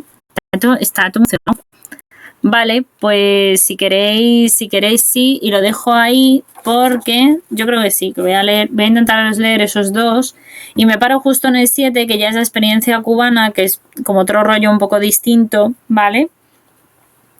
Y ya eso lo dejo para el siguiente directo, que si no, pues os intento leer la otra mitad del libro y ya dejo si no los anexos para otro o ya lo vamos viendo, a ver cómo se nos da. Porque no sé cuánto de largo es, no sé cuánto voy a tardar al 100% en leerlo. Entonces, como de momento podemos, pues para adelante voy, ¿vale? Como os digo, si notáis que se entrecorta mucho algo, decírmelo, que paro si no la retransmisión e intentamos arreglarlo, ¿vale? A nivel técnico. Y ya está. Vamos con el capítulo 5. Se titula Los inventos modernos, el amor y la revolución. Fue a los 13 años cuando Santiago descubrió el ferrocarril. Su familia vivía entonces en Sierra de Luna. Él debía trasladarse desde esta localidad hasta Huesca. En el viaje, de hecho, le acompañó su abuelo paterno, y al ver aquella mole imponente compuesta de bielas, palancas, ruedas y cilindros, Santiago, que todavía tenía muy vivo el recuerdo del accidente ferroviario ocurrido hacía ya algunos meses, se sintió aterrorizado. Aquella máquina le pareció un animal apocalíptico forjado con metal, sus pulmones echaban fuego, sus costados despedían chorros de vapor, en su estómago descomunal ardían montañas de bulla. Los resoplidos de aquel monstruo destrozaban sus nervios, el valor le abandonó de hecho por completo y gritó a su abuelo que prefería ir a pie. Pero aquel forzudo y ágil montañés de 75 años se metió a empujones en un vagón. Santiago, sudando la angustia, se vio apretujado entre maletas, cestas, animales labriegos y aldeanas. Poco después se encontraba apoyado sobre el borde de una ventanilla, contemplando embebido el paisaje, con el desfile de aldeas, árboles y rastrojos. Al final del viaje su tranquilidad era completa. Hacia 1868 Santiago tuvo un conocimiento directo de un invento que le fascinaba desde hacía tiempo, la fotografía. Por medio de un amigo relacionado íntimamente con fotógrafos de la ciudad de Huesca, penetró en lo que para él era el misterio del cuarto oscuro. Bajo las bóvedas de la ruidosa iglesia de Santa Teresa, los fotógrafos habían instalado una galería para realizar allí sus trabajos. Santiago siguió allí con apasionado interés las manipulaciones de aquellos profesionales. El revelado de la imagen le produjo de hecho una verdadera estupefacción y le maravilló la exactitud prodigiosa de lo que llaman cliché. Pero aquellos modestos fotógrafos hacían tales milagros sin la menor emoción, ajenos a la curiosidad intelectual que Santiago Ramón manifestaba con sus ansiosas preguntas. Solo le dijeron que el prodigio del revelado se habían producido por azar y que esta casualidad había sorprendido por primera vez al célebre Daguerre. El azar. A Santiago se le abrió un mundo nuevo. Comprendió que el trabajo paciente del científico se veía recompensado por un momento determinado con el descubrimiento gracias al azar. La ciencia ofrecía a todos los hombres sin distinción filones inagotables. Así, en el verano de 1868, Santiago inició sus estudios anatómicos y su padre, que solía decir que los éxitos quirúrgicos se debían más a la exploración de los cadáveres que a la lectura de los libros, en aquella época no había nacido todavía la microbiología, de hecho, ni Pasteur ni Koch, y habían hecho sus importantes descubrimientos, de manera que la cirugía pasaba por una especie de edad de oro. Partiendo de los argumentos propios de un cirujano, don Justo de hecho decidió aficionar a su hijo a la anatomía lo más pronto posible para poner en marcha su férreo plan de convertirse en médico, y como introducción a la anatomía comenzó a dar a Santiago Ramón lecciones de osteología en el granero. Para conseguir el material necesario para las clases, padre e hijo asaltaron las tapias del camposanto de una hondonada del terreno. Tumultuaria tumba, por tanto, de exhumaciones en masa que sacaron como una buena colección de huesos humanos. Poco después iniciaron el recuento y estudio de aquellos despojos. Don Justo consagró todos sus socios a mostrar a su hijo los más insignificantes accidentes de cada hueso. En aquella época Santiago se tomó la osteología como un tema pictórico más y, sediento de cosas objetivas y concretas, recibía con entusiasmo aquel pedazo de maciza realidad que se le entregaba. Las minuciosas informaciones que le proporcionaba su padre le interesaban más que la dialéctica del profesor de lógica. Don Justo estaba entusiasmado con los progresos de su hijo y renacieron así las esperanzas que había depositado en él. Santiago estaba a punto entonces de cumplir los 16 años y vivía de nuevo en Ayerbe. Sus hermanas Paula y Jorja cosían y bordaban en las noches invernantes al calor del hogar. Una de sus acompañantes más asiduas era una muchacha de 14 años de ojos negros que se llamaba María. Santiago sintió una gran curiosidad por ella y enseguida advirtió que su conversación le agradaba y que sus ausencias le turbaban. Le prodigiaba atenciones, le regalaba dulces y dibujaba para ella letras y adornos con el fin de que los bordara. Al final de las veladas la acompañaba también a su casa. El adolescente fue presa de un estado afectivo que Cajal denominó de dulce embeleso, cierta beatitud tranquila e inefable, absolutamente limpia de todo apetito sensual.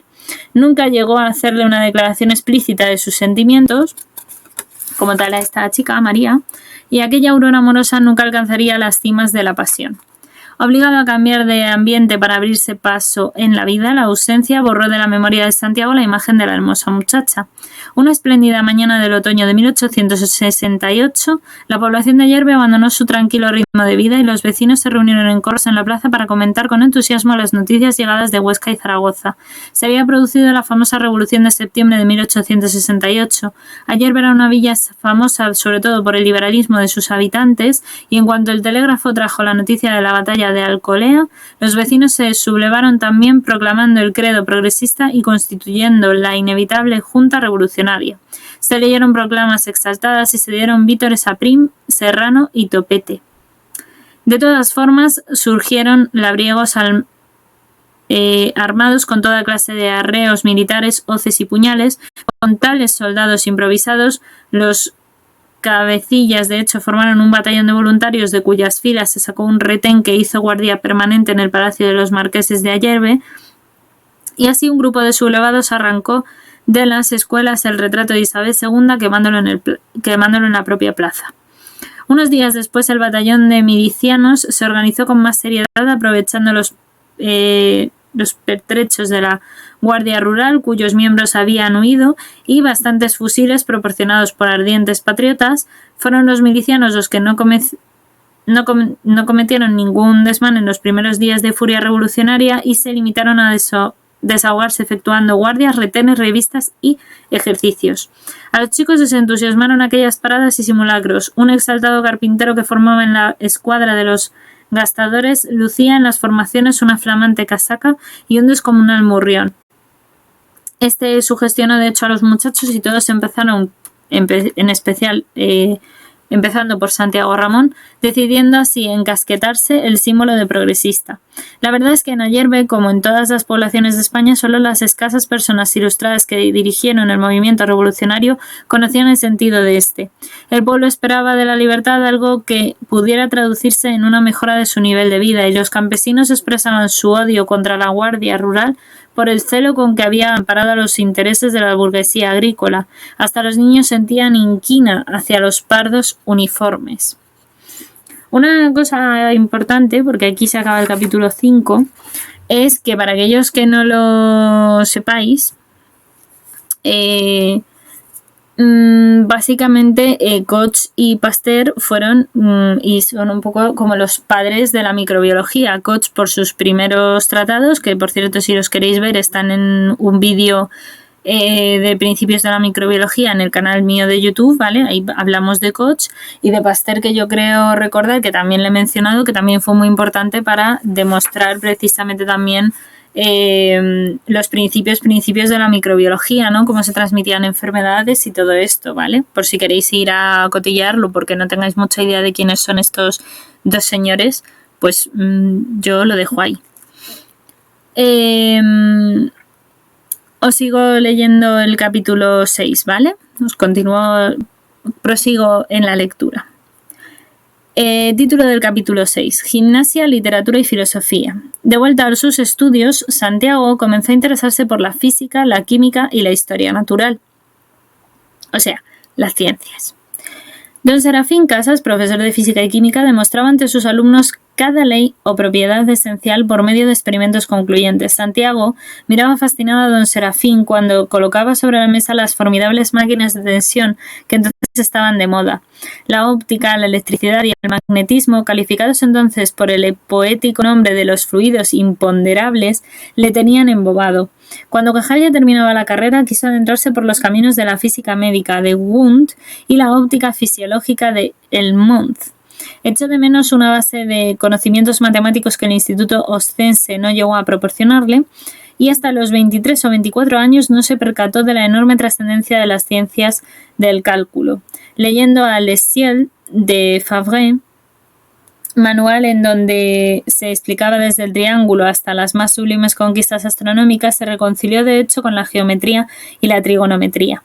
En aquel libro descubrió lo que llamó la ciencia del espacio y comprendió que las verdades matemáticas representan una imposición inevitable del mundo objetivo, pero ningún maestro le había hecho comprender dichas verdades en su adolescencia. La historia natural le gustó casi tanto como la física, pero la inacabable nomenclatura de animales y plantas y la densidad de las clasificaciones le causaban pavor. Mucho más tarde, en 1874, se familiarizaría con las obras de Lamarck, Spencer y Darwin. Pequeño inciso, Lamarck, Spencer y Darwin son los padres de las teorías evolutivas. Vale, aquí faltaría Wallace, pero bueno, como Wallace siempre todo el mundo se olvida de él, pues no pasa nada. Pobrecito Wallace. Cuando Santiago terminó el bachillerato, su padre le acompañó a Zaragoza y le matriculó en el preparatorio de la universidad. Para asegurarse de la rectitud de su hijo, de hecho, don Justo le colocó de mancebo en la casa de don Mariano Bailo, amigo suyo y reputado cirujano. A la alegría sentida por encontrarse en una ciudad nueva y populosa, siguió en el ánimo de Santiago la decepción. Sus antiguos amigos de Huesca le acogieron con indiferencia y le habían adelantado 2 años en los estudios, así que tenían amistades y una forma de vida bastante nuevas. Como era propio de su carácter, Santiago buscó en la naturaleza el consuelo de este primer desengaño de la amistad, el Ebro, que excitó su curiosidad y se dedicó a seguir el curso del caudaloso río y remontándolo de hecho su corriente hasta llegar hasta Alagón y descendiendo hasta cerca de Pina, paseando por las tierras ribereñas que de hecho le dejaban para llevar por sus inclinaciones artísticas y su naciente afición de naturalista. Con buenos profesores. De sus profesores zaragozanos, Cajal sobre todo guardaba un especial recuerdo de Ballarín, catedrático de Historia Natural, y de Solano, que explicaba química. Don Florencio Ballarín era un hombre de más de 70 años, que era ilustrado, imaginativo y literal, cualidad que esta última sobre todo le había valido para la persecución que sufrió por Fernando VII, y practicaba la enseñanza experimental dando sus clases de zoología en el museo y las de mineralogía en el jardín botánico. Adolecía de la irritabilidad propia de su avanzada edad y las distracciones de sus alumnos le sacaban de quicio. Entre sus costumbres docentes se encontraban la de proponer un tema de discusión que debía exponer un alumno mientras los demás le oponían objeciones. En una ocasión le tocó a Santiago Ramón este último papel. Un condiscípulo llamado Senac estaba explicando el mecanismo de la hematosis. Defendía la tesis, muy de moda en aquella época, de que la sangre venosa era nociva para el organismo a causa del ácido carbónico en ella acumulado. Santiago, que como su compañero había leído la fisiología de Blechard, quiso oponer que el daño no estaba en el exceso de ácido carbónico, sino en la ausencia de oxígeno. Sin embargo, su disertación fue tan entrecortada, tímida y vacilante que Ballarín no pudo evitar interrumpirle diciendo que conservaba el pelo de la dehesa. Don Florencio gozaba del respeto y la admiración de sus alumnos a pesar de sus rabietas de anciano. Por otra parte, sus discípulos disfrutaban de vez en cuando de un día de vacaciones gracias a unas circunstancias hartos cómicas, porque cuando Ballarín al llegar al aula comenzaba a hablar de manera ininteligible, sus alumnos se ponían el sombrero y salían. Don Florencio se había dejado en su casa una vez más la dentadura postiza. Don Bruno Solano, profesor de química, era elocuente, apasionado y afable, aunque no exento de severidad, fascinante narrador, explicaba poéticamente las aventuras del oxígeno, las venganzas del hidrógeno y las intrigas del calor y la electricidad. Cajal recordó siempre a Solano como un gran maestro, admiraba en él sus habilidades para hacer comprensibles las nociones más áridas y sus esfuerzos por dar a conocer al gran público sus conocimientos científicos, creando así lazos intelectuales y afectivos entre la cátedra y el taller, y el laboratorio y la fábrica. Sus charlas diarias en el Café Suizo eran un regalo para sus íntimos y admiradores, lo que más tarde se llamó de hecho como la extensión universitaria y que fue una iniciativa suya. En definitiva, Solano, que poseía la sensibilidad del artista y la solidez del pensador, estaba convencido de que la ciencia debía asociarse a la vida inspirándola y dirigiéndola. A los 17 años, pasado con éxito el curso preparatorio, Santiago ya estaba matriculado en el primer curso de medicina y su padre ganó unas oposiciones a médicos de la beneficiaria provincial así que se trasladó a vivir con su familia hasta Zaragoza. Poco después, su amigo don Genaro Casas, decano de la Facultad de Medicina, le dio el cargo de profesor interino de disección. Como era propio de su carácter, don Justo decidió convertir a su hijo, como no, en un hábil disector. Padre e hijo se pasaron 3 años trabajando juntos en la sala de disección del Hospital de Santa Engracia, desmontando pieza por pieza la complicada maquinaria de músculos, nervios y vasos del cuerpo humano. Santiago sintió repugnancia al principio, pero finalmente pudo ver en el cadáver no la muerte, sino el artificio admirable de la vida. Don Justo y su hijo dedicaban mucho tiempo a su labor, guiándose por los libros de Grubevier y Santiago, a indicación de su propio padre, dibujaba con todo detalle las piezas anatómicas. Tan orgulloso llegó a estar don Justo de su hijo que proyectó la publicación de un atlas anatómico, pero la idea no pudo hacerse realidad debido al atraso de las artes gráficas zaragozanas. En el segundo año de medicina, Santiago consiguió una plaza de ayudante de disección. Halagado por este cargo oficial, continuó su carrera de hecho sin tropiezos y estudió con mucho interés anatomía y fisiología. A las demás asignaturas les consagró el esfuerzo necesario para aprobar y ya está. Don Manuel Daina, catedrático de anatomía topográfica y operaciones, sentía una gran debilidad por Santiago Ramón.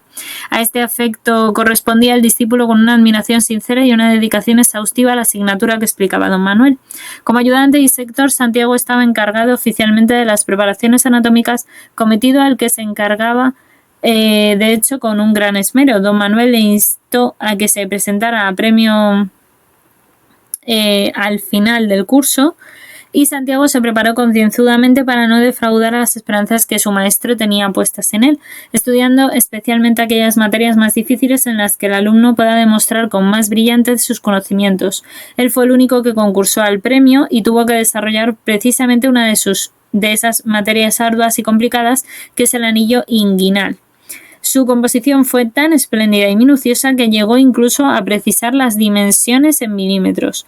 Una vez terminado el ejercicio, Santiago esperó en el corredor el veredicto y del aula le llegó un tumulto de voces que discutían. Por fin, incluida la deliberación, don Manuel Daina salió a abrazarle al tiempo que le comunicaba la concesión del premio, pero detrás de él don Nicolás Montels, profesor de patología quirúrgica, se dirigió a Santiago con gesto iracundo y le dijo: «Conste que a mí no me la pega usted, eso está copiado». Perdón, me acabo de quedar... O sea, ya había plagios, ¿sabes? Ya había plagios en esta época. Bueno, esto según este hombre, que en realidad Cajal no lo plagió, pero bueno. Perdón por el inciso. El catedrático de anatomía previno con gran prudencia el estallido colérico de Santiago. Este, decepcionado por este incidente, decidió no volverse a presentar este tipo de certámenes, y don Manuel Daina fue quizás el más europeo de los catedráticos que tuvo Cajal en la carrera, por lo que era un hombre cordial, sencillo, elegante y de gran talento. Probablemente era el único de los profesores con que contaba la facultad zaragozana en aquella época que había ampliado sus estudios científicos en el extranjero y había sido discípulo de las grandes figuras quirúrgicas de París, y fascinaba también a sus alumnos refiriéndoles las hazañas quirúrgicas de Nelaton y de Belpo. En el curso en que Santiago se llevó el premio, Daina, de hecho, ensayó un sistema de calificación nuevo. La víspera de los exámenes se encargó a Santiago y a otro alumno que decidieran las calificaciones, convencido de que no hay profesor que conozca tan bien a sus alumnos como ellos se conocen entre sí. Santiago y su compañero se mostraron magnánimos y Daina, aunque un poco sorprendido, aprobó la propuesta. Primera polémica y anécdotas académicas. Otro de los buenos maestros aragoneses que recordaría Cajal toda su vida fue don Genaro Casas, profesor de anatomía patológica. Don Genaro, decano y casi creador de la Escuela de Medicina Aragonesa, pertenecía al selecto grupo de los médicos humanistas. Clínico eminente y profesor modélico, de hecho, poseía un gran talento oratorio. Don Genaro era un vitalista, seguidor de la corriente que Barthez había iniciado, inspirándose en la medicina hipocrática. En aquel tiempo, denominada por Cajal, era la prebacteriana de la medicina, y los vitalistas reaccionaban con fuerza contra las tendencias materialistas u organísticas de la química, la histología, y más tarde también lo hicieron con la bacteriología. como no. Por esta época apareció también un libro revolucionario que era La patología celular de Virchow, partiendo de la idea del anatómico alemán del Theodor Schwann, de T. Schwann, que seguro os suena, de que la célula era la unidad estructural básica de todo organismo viviente. Virchow aplicó este concepto al estudio de la célula en condiciones patológicas. Don Genaro hizo en el aula una exposición de este libro en la que, sin abandonar sus postulados vitalistas, trató de conciliar lo nuevo y lo viejo. Santiago, impresionado e influido por el libro de Virchow y otros anatomopatologistas, no estaba conforme con las explicaciones espiritualistas de su profesor, así que le preguntó un día en clase acerca de las lesiones y de la inflamación. Santiago aprovechó la ocasión para oponerse así a la doctrina vitalista y dijo lo siguiente: la hiperemia y la exudación no constituyen actos defensivos del principio vital, sino meros efectos de la irritación y multiplicación de las células. En mi opinión, las fuerzas centrales, caso de ser algo real, no intervienen para nada en el proceso, como lo prueba el alegato de Virchow, de existir inflamación en tejidos desprovistos de vasos y nervios. Don Genaro trató de persuadir con suavidad a Santiago de que si afluía el pus a tejidos sin vasos ni nervios, esto representaba una reacción defensiva del principio vital contra estímulos nocivos del exterior. Insistió en la finalidad esencial de tal reacción defensiva, por virtud de la cual el organismo intenta suprimir así la causa patógena y reparar así también el trastorno producido, y la indiscutible finalidad de la acción indicada, que la existencia de un principio inmaterial capaz de regular y coordinar los actos orgánicos, y de hecho este principio, según Don Genaro, no podía ser otro que la fuerza vital, el alma vegetativa de la escuela vitalista. ¿Vale? Santiago mantuvo sus puntos de vista racionalistas y, considerando el principio vitalista de Barthes como un mito encubridor de la ignorancia humana, cuando Don Genaro se encontró al día siguiente con Don Justo, le dijo: «Tienes un hijo tan testarudo que, como crea tener razón, no callará, aunque de su silencio dependa la vida de sus padres». Santiago, arrepentido de lo que consideró entonces una falta de respeto, pidió disculpas a su maestro. Entre los profesores que recordaba Cajal se encontraba también don Pedro Cerrada, catedrático de Patología General, clínico concienzudo, abierto a todas las novedades; el doctor Comín, profesor de la terapéutica con una cabeza sólida y muy cultivada, además de orador elegante; don Manuel Fornés, venerado maestro de patología médica; o don Jacinto Corralé, catedrático de anatomía, rudo, puntual y bondadoso; o Eduardo Fornés, catedrático de medicina legal, estudioso, simpático y todo un caballero. De Valero y de Ferrer, encargado de la cátedra de la fisiología y profesor de la obstetricia respectivamente, cada uno, Cajal recordó más tarde algunas anécdotas. Valero, que se empeñaba en que sus alumnos supieran con todo detalle el libro de texto de la fisiología de Beclar, preguntaba diariamente a todos. Cuando a un alumno no le salía la respuesta, hacía correr la pregunta por toda la clase hasta dar con alguien que aclarara la dificultad, y a este le prodigaba toda la clase de elogios.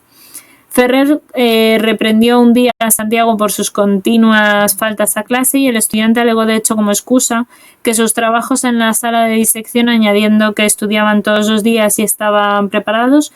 «Eso vamos a verlo», replicó el profesor, ¿no? Y acto seguido preguntó a Santiago la génesis de las membranas del embrión, tema difícil que Ferrer había desarrollado escrupulosamente. Pero Santiago se pasó más de media hora dibujando esquemas y figuras, explicando así sus significados. Ferrer le seguía muy embobado, y al final de su exposición la clase aplaudió. «Puede usted contar con la nota de sobresaliente en los exámenes, aunque no asista más a clase», sentenció finalmente el profesor de obstetricia. El acierto de Santiago se había debido al azar. Gracias a su afición por la anatomía, había estudiado pormenorizadamente la formación del embrión. Del resto del programa no tenía la menor idea, pero Santiago siguió ocupándose con interés de sus trabajos de disector y dedicó así las horas de estudio a las últimas asignaturas de la carrera. Literatura, gimnasia, filosofía y amor. Esta racional distribución de sus esfuerzos le permitieron también dedicarse a Santiago a sus aficiones favoritas. Entre los años 1871 y 1873, además de su fidelidad a la pintura, fue tratado por tres enfermedades que llamó de crecimiento: la literaria, la gimnástica y la filosófica. En Santiago, al igual que en muchos jóvenes de su edad, hizo mella el lirismo de aquella época revolucionaria y el romanticismo francés. Escribía versos, leyendas y novelas. Sus versos denotaban la influencia de Lista, Arriaza, Bécquer, Zorrilla y sobre todo de Espronceda. De este último le seducía su espíritu rebelde tan afín al de Lord Byron. En el terreno de la prosa era un apasionado de las novelas de Julio Verne y partiendo de su escribió denominarse una novela de ciencia ficción que además tenía pretensiones didácticas. El voluminoso relato trataba de las aventuras de cierto viajero que llegaba a Júpiter. Allí se encontraban con animales 10.000 veces más grandes que el hombre, aunque con sus mismas estructuras, comparado con aquellos colosos, el explorador era un microbio y por lo tanto invisible. Pertrechado con toda clase de aparatos científicos, el intrépido héroe se colaba por una glándula cutánea del gigantesco cuerpo, invadía después la sangre, navegando montado en un glóbulo rojo, presenciando así las luchas de leucocitos y parásitos, era testigo de las admirables funciones visual, acústica, muscular, etc., y finalmente, llegando al cerebro, descubría el secreto del pensamiento. El texto iba ilustrado con profusión de dibujos en color. A los 18 años, Santiago era robusto, atlético y ágil, y se jactaba de ser el más forzudo de la clase, pero cierto día, un condiscípulo llamado Moriones le venció al pulso. Sorprendido y humillado, nunca dispuesto a aceptar una derrota como definitiva, hizo confesar a Moriones que su fortísima musculatura se debía a que desde hacía años practicaba la esgrima y hacía gimnasia. Al día siguiente, Santiago Ramón fue al gimnasio de Poblador, situado en la Plaza del Pilar, y convino intercambiar lecciones de fisiología muscular que Poblador deseaba recibir para dar un aire científico a su enseñanza por clases de desarrollo físico. Con su tenacidad característica, Santiago acabó venciendo a Moriones, convirtiéndose en el hombre más fuerte del gimnasio. Por aquella época mostraba de hecho ya al andar el contoneo característico del Hércules de feria. Sustituyó un bastón de madera por una pesada vara de hierro que pintó imitando un estuche de paraguas. En la calle de hecho 5 de marzo de la ciudad zaragozana vivía una bellísima señorita de ojos azules a la que Santiago y sus amigos llamaban la Venus de Milo. Más de un estudiante rondaba la calle donde vivía y se fijaba en su balcón. Nuestro héroe sentía por ella verdadera devoción, aunque nunca se atrevió a escribirla. Solo le habló en una ocasión, oculto tras una carreta, aprovechando las fiestas del carnaval. Una noche que Santiago paseaba por la calle 5 de marzo, haciendo sonar ruidosamente en las aceras su formidable barra, se le acercó un joven robusto que le prohibió seguir con la costumbre de su ronda por aquella calle, prometiéndole una paliza si no abandonaba el campo. Santiago consideró aquello un reto y los dos quedaron en pegarse a tacazos en los sotos de Huerva aquella misma noche. El audaz provocador que pretendía monopolizar el cortejo de la bella muchacha estudiaba para ingeniero. Llegados al lugar de la cita, ambos contendientes se quitaron los abrigos y acordaron pegarse a puñetazos dada la desigualdad de sus garrotes. «Pegad primero, caballero», exclamó Santiago. El estudiante de ingeniero asestó a su rival 3 o 4 puñetazos en la cabeza que más tarde hicieron difícil encasquetar en esta el correspondiente sombrero. Después de aguantar impertérrito los golpes, Santiago consiguió rodear con sus brazos al futuro ingeniero, levantándole en vilo. Seguidamente el rostro del estudiante se puso lívido, crujieron sus huesos y cayó al suelo como un saco sin sentido. Santiago fue presa del pavor durante unos momentos, convencido de que le había asfixiado y fracturado incluso algún hueso. Socorrió inmediatamente a su contrincante y vio con alegría que éste se recuperaba. Le ayudó a levantarse y le acompañó hasta su casa. Antes de entrar en esta, el maltrecho estudiante le comunicó su decisión de abandonar sus pretensiones, dejando a Santiago el campo libre. Pero este propuso que escribieran sendas cartas para que la Venus decidiera. Sin embargo, pocos días después, el estudiante de ingeniería confesó a Santiago que la muchacha objeto de sus pensamientos era rica en contra de lo que habían imaginado. Los dos pretendientes decidieron desistir de su empresa para evitar que la gente pensara que la codicia guiaba sus galanteos, y los dos acabaron siendo excelentes amigos. Con la excepción de la Venus, Santiago prestaba poca atención a las mujeres en esta época. Quizá esto se debiera a que el culto de los ejercicios físicos retrasa en los hombres la explosión de los instintos sexuales, pero para Santiago las muchachas más agraciadas no pasaban de ser bonitas estampas. Por otra parte, las jóvenes no encontraban a Santiago muy atractivo. Después del delirio gimnástico, el futuro premio Nobel cayó en lo que luego denominó la locura filosófica. Abandonó así la vanidad atlética y se entregó a las piruetas dialécticas. Leyó todas las obras de metafísica existentes en la biblioteca de la universidad. Reflexionó posteriormente sobre esta nueva afición y reconoció que había en ella más de un deseo de apropiarse de los ardides de la sofisticada para asombrar a los amigos que un interés sincero por temas tan elevados. Leyó a Berkeley, a Hume, a Fichte, a Kant y también a Balmes. Adoptó el idealismo absoluto como filosofía de yo, es decir, su yo era la única realidad absoluta. Sus amigos protestaban al verse negados de aquella manera tan radical. En el fondo, Santiago no creía en lo que decía, pero le divertían las paradojas dialécticas. Según él, el único beneficio de esta temprana afición a la filosofía fue un espíritu bastante propicio a la investigación científica. Not bad.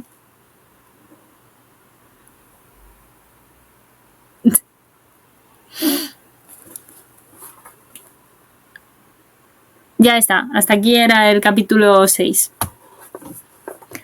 Gambrino, si tienes sueño te puedes ir, no pasa nada. Moriones se le tocó los pulsos. Una historia llena de jóvenes robustos, casi se lo carga.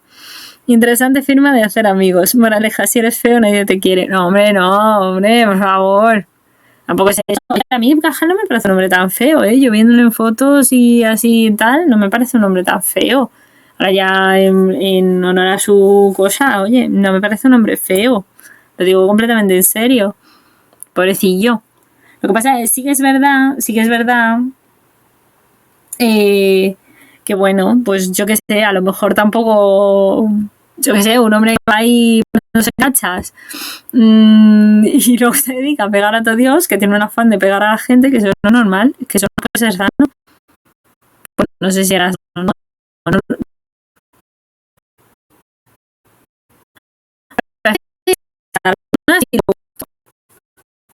Una cosa amor.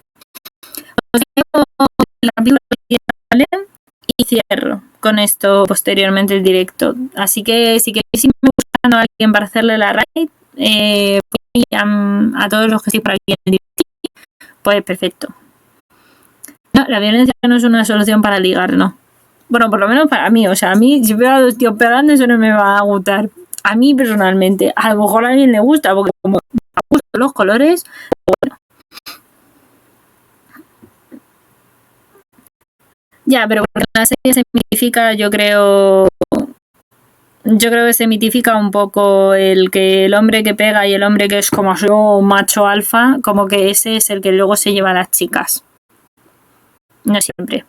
¿Tienes cantucilla, Sanji? Perfecto. Leo el capítulo y me la dices, please. O venmela poniendo, que yo ahora la leo, ¿vale? Leo capítulo 7 y ya os digo, luego hago raid a alguien y ya está. Ya os dejo de contar cosas de Cajal, que a lo tonto yo creo que llevo ya aquí. Voy a hacer casi 2 horas más el rato que hemos estado, 2 horas y media. Y de hecho, si termino el capítulo 7 que os digo, luego tendríamos toda la parte más científica, yo creo, en la otra mitad que os puedo leer en otro directo, y dependiendo de lo largos que sean los apéndices, que los miraré para la próxima, os lo leo toda la otra mitad del libro que falta, ¿vale? Según vaya la... Sí, pero no os voy a leer todo el libro, que es que no me dan ni los ojos ni la voz a mí mismo.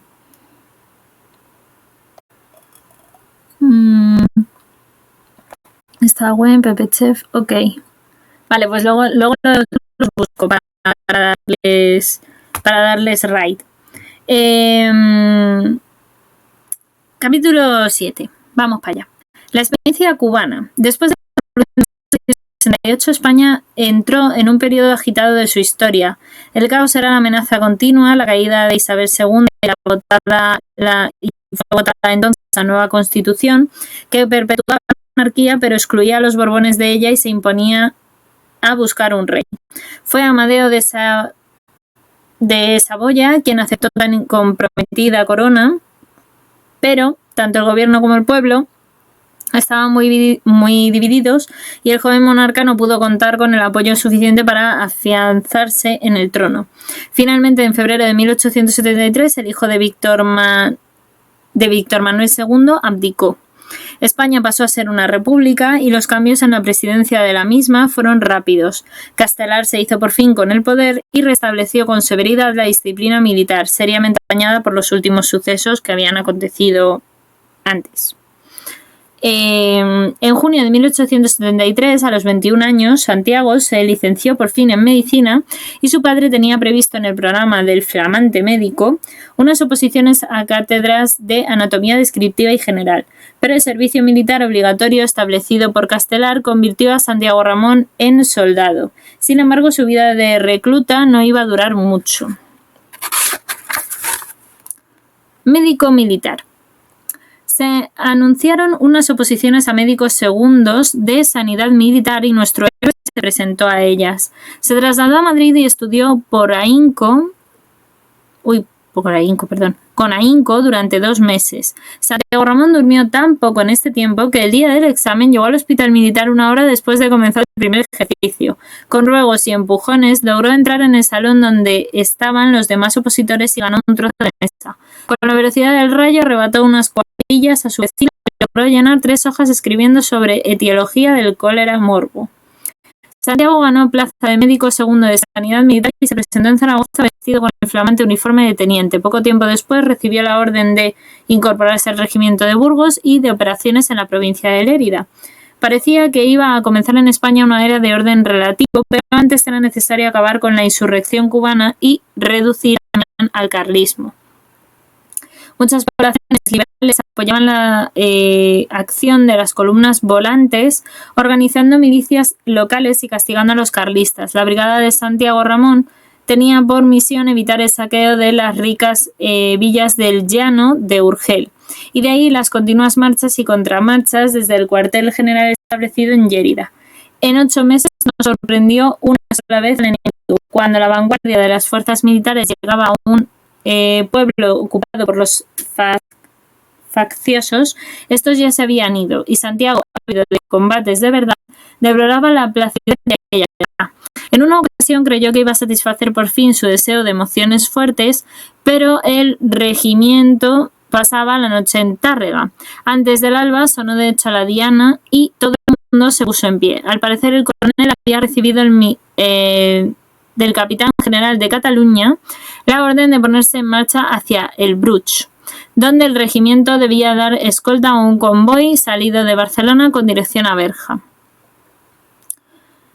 Población asediada por los carlistas, y los soldados así llegaron a Manresa a medianoche, atrozmente cansados después de una marcha a pie de 14 leguas, y al día siguiente continuaron su camino y llegaron hasta Berja, donde asentaron las tiendas. Durante el itinerario se habían adoptado así muchas precauciones en previsión de que hubiera algún tipo de emboscada, pero los carlistas, conociendo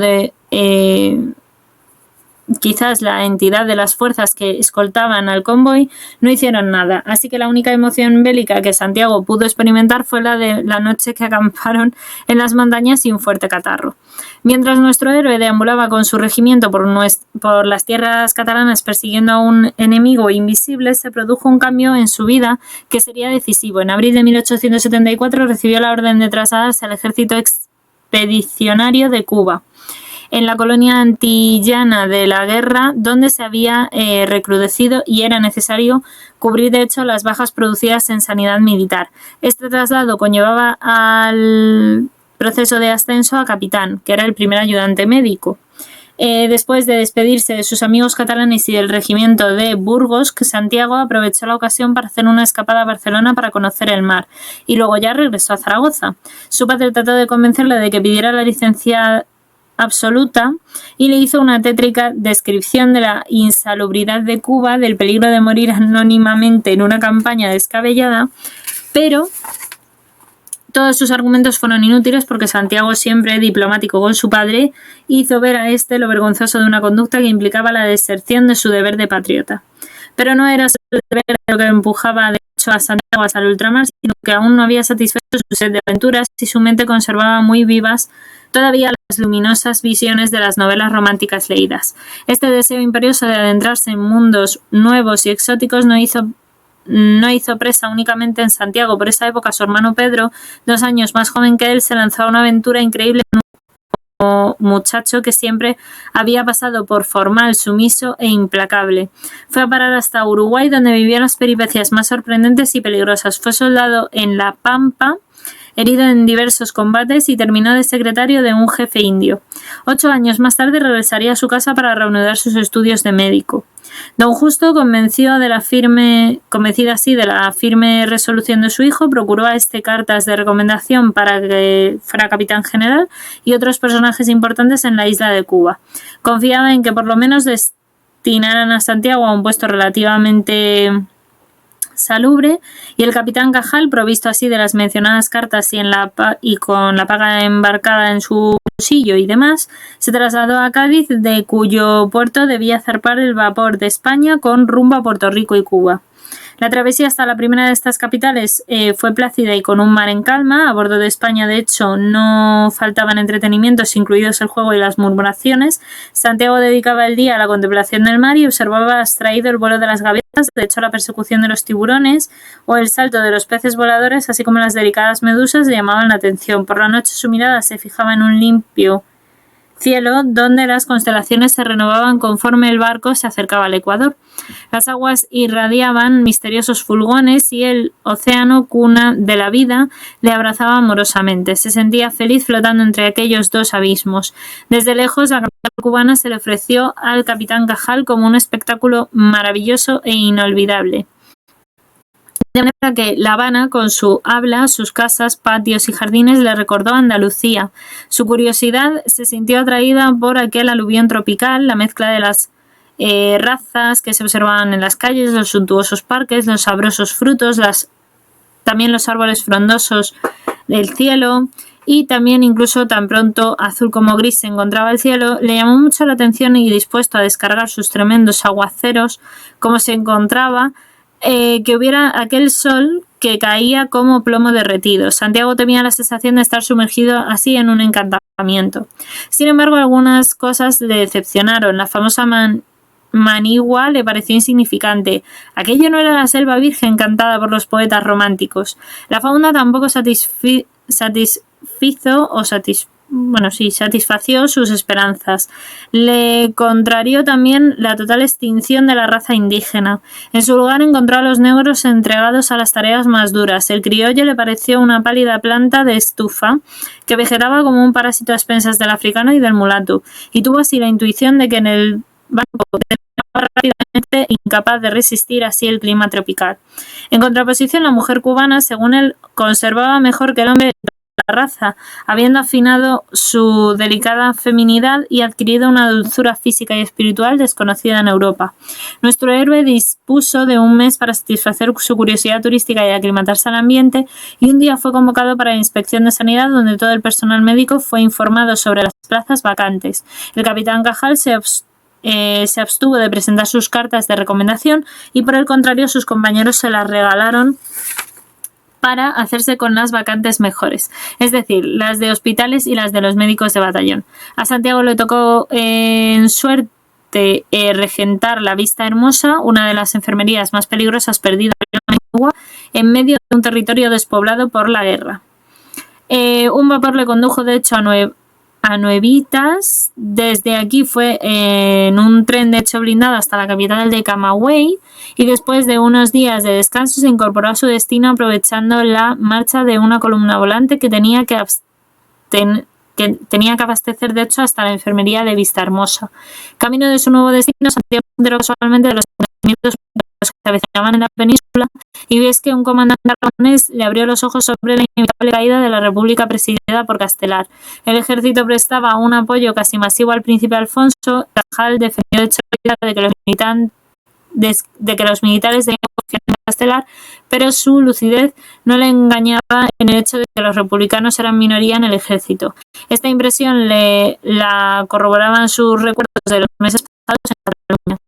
Allí, en pleno gobierno republicano, los oficiales demócratas vivían como avergonzados, y sus compañeros monárquicos los despreciaban y les hacían el vacío. El 29 de diciembre de 1874 se producía así la sublevación de Sagunto y la proclamación de Alfonso XII como rey de España. El campamento de Vista Hermosa era como un pequeño poblado que se extendía por las faldas de un altozano rodeado de extensos maniguales. En el lugar más prominente se encontraba un fortín cuadrado construido de hecho con gruesos troncos y aspilleras, y daba cabida a una compañía muy mermada por las enfermedades que estaban bajo los órdenes de un capitán. A poca distancia se hallaba así el hospital, de un enorme barracón de madera con techo de palma, con una capacidad para unas 200 camas. En los ángulos orientados a la manigua había dos robustos torreones reforzados por de troncos, los almacenes y algunas pobres rías de chinos y negros que se extendían al abrigo del fuerte y de la enfermería. La maleza que rodeaba así el campamento tenía que ser sesgada con frecuencia para que no invadiera los barracones ni facilitara los ataques por sorpresa del enemigo. Cada mes se enviaba a este enclave desde el Puerto Príncipe las raciones necesarias para el hospital, la guarnición, aprovechando así el paso de columnas de las operaciones.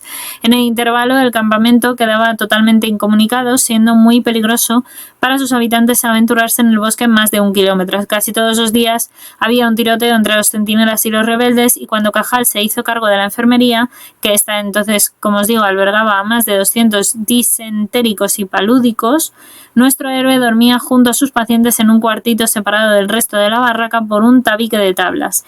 En su pequeño cubículo, además de cama y mesa, Santiago tenía fusiles de soldados muertos, cartucheras, cajas de galletas y azúcar, botes de medicamentos con cajones y latas vacías dispuestos con un pequeño laboratorio fotográfico, y construyó así el estante para su escasa biblioteca, donde los libros, el dibujo y la fotografía llenaban sus retos de ocio.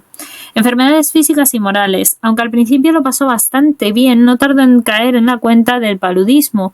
Las dosis fuertes de sulfato de quinina le produjeron un alivio pasajero, pero pronto el terreno y Cajal fue perdiendo fuerzas y apetito. Sus huesos se hipertrofiaban y de hecho su tez se volvió amarillenta.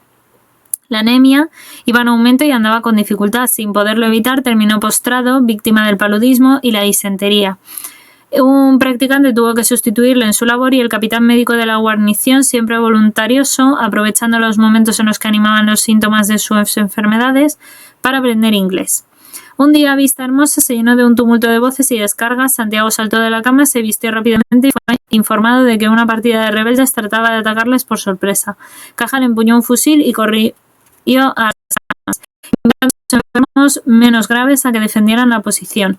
Casi todos se incorporaron y desde los lugares que consideraron más convenientes dispararon sus remingtons sobre el enemigo. Los rebeldes se retiraron sin intentar así repetir la hazaña del Cascorro, otro poblado de los caracteres de Vista Hermosa, en donde habían pasado a un cuchillo a la guarnición y a los enfermos. Cajal, al ver que empeoraba su salud, de sanidad de Puerto Príncipe un mes de licencia, y después de regateos y dificultades se le concedió esta petición. En la capital de Camagüey, Santiago mejoró mucho gracias al tratamiento más racional y a las mejores condiciones higiénicas que pedía el lugar, pero nunca quedaría libre del todo de trastornos residuales, los cuales le acompañarían toda su vida. Medianamente restablecido, fue destinado al cuerpo de médicos de la Guardia del Hospital Militar de Puerto Príncipe, donde permaneció mes y medio en una ciudad, periodo que siempre recordó como el más agradable de su estancia en Cuba, y visitaba los cafés y los casinos, y además de que participaba también en las tertulias. Sin embargo, se mantuvo apartado de los vicios que hacían estragos entre la oficialidad, como el tabaco, el alcohol, el juego y las mujeres. El coñac, el ron y la ginebra eran los mejores aliados de los rebeldes. Retenidas las pagas, los oficiales pasaban apuros económicos varios. Cajal llevaba así 4 meses en la isla y solo había recibido el primer sueldo. Todos los intentos por cobrar habían sido inútiles, y la penuria de los médicos de enfermerías se debían, además de la ineficacia de la administración española, al desfalco de un farmacéutico del Hospital Militar de La Habana que se había fugado a Norteamérica con 90.000 pesos y una mujer. En el cobro de las pagas, la desigualdad de trato era flagrante, así que mientras los médicos militares de servicio en las capitales recibían puntualmente sus haberes, los que estaban en enfermerías de campaña, como era el caso de Cajal, quedaban totalmente desamparados. Santiago expuso su precaria situación al doctor Grau, jefe de la sanidad. Este gestionó entre los compañeros un préstamo, pero Cajal supo después que aquel favor le había desagradado profundamente, pues todo el mundo recurría en tales casos al préstamo de los mercaderes de Puerto Príncipe. Pero los compañeros de armas de Santiago olvidaban que éste había estado 4 meses aislado en la Manigua y tres de ellos gravemente enfermo. Así que además ninguno usurero podía así concederle el crédito al aragonés. Nuestro héroe juró no volver a pedir prestado y cumplió fielmente su resolución hasta el final de sus días. Aún convaleciente, Santiago fue destinado a la enfermería de San Isidro para sustituir al médico director de la misma y caído en campaña. La enfermería de San Isidro era un hospital de campaña anejo a la trocha militar del Este que comenzaba en Bagá, pequeña población de la bahía de Nuevitas, y estaba situada en un terreno bajo y pantanoso y era además que Vista Hermosa, aunque estaba mejor comunicada y abastecida. Entre San Isidro y San Miguel de Nuevitas, la principal ciudad de la Trocha, circulaba diariamente un tren militar y el hospital de campaña, en donde había un amplio cobertizo en el que cabían hasta 300 enfermos y estaba protegido por un fortín cuadrado destinado a la guarnición. Había además algunos bohíos para las lavanderas y los obreros negros. El poblado dependía enteramente de San Miguel en cuanto a víveres y operaciones comerciales. La situación en que se encontraba San Isidro era lamentable porque las deficiencias higiénicas hacían que casi siempre la guarnición estuviera enferma en sus 2/3. Por otra parte, se habían escogido este poblado como lugar de extirpación de oficiales borrachos y calaveras. Estos, al cabo de 2 meses, solían morir o yacer impotentes en el lecho. El mismo día en el que llegaba Cajal, fallecía un capitán borracho y 2 oficiales que se preparaban con expresión de derrota a subir a la plataforma, nombre con que se conocía el tren de San Miguel.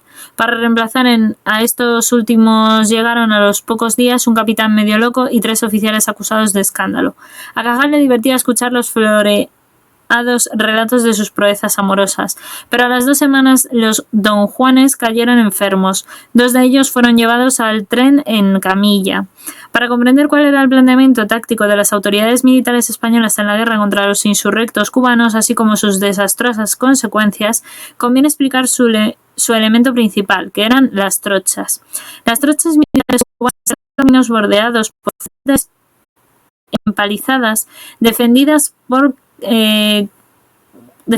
cada 500 metros por bloqueos desde los que se vigilaban pequeños destacamentos de soldados. Cada kilómetro se alzaba así como un fortín de madera guarnecido por una campaña o parte de ella. Los poblados estaban más distanciados aún y por eso la isla estaba cortada en 3 partes por 2 trochas, la del Este o del Bagá, de unos 52 kilómetros inacabada, y la del Júcaro a Morón, mucho más larga.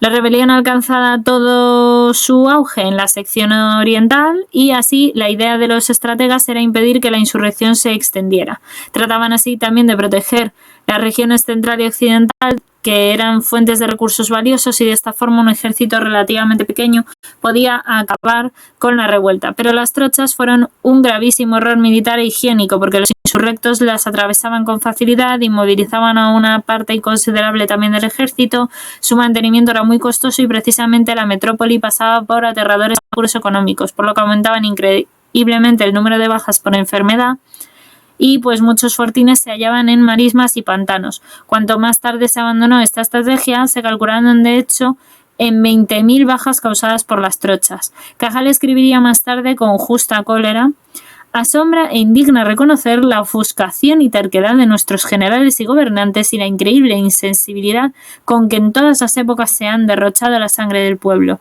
Qué pena da pensar en la absoluta irresponsabilidad que se gozaron nuestros ineptos generales y nuestros egoístas ministros.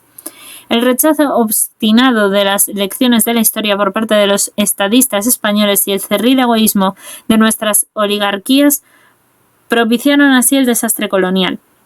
Hombres como Castelar y Cánovas, sacrificaron inútilmente a España para intentar conservar una Cuba que nos odiaba y que inevitablemente conquistaría su independencia. Hasta el último hombre, hasta la última peseta. Es una de esas frases características de hombres que llegan a la cima del poder sin conceder la realidad de los problemas españoles. Y el ejemplo, aprendida la lección de la coloniales nacionales por el medio del principio de la autonomía, que aunque respondía a una política imperialista, evitó muchos desastres bélicos. Siguiendo este ejemplo, España habría evitado su enfrentamiento con Estados Unidos, futuros amos del mundo.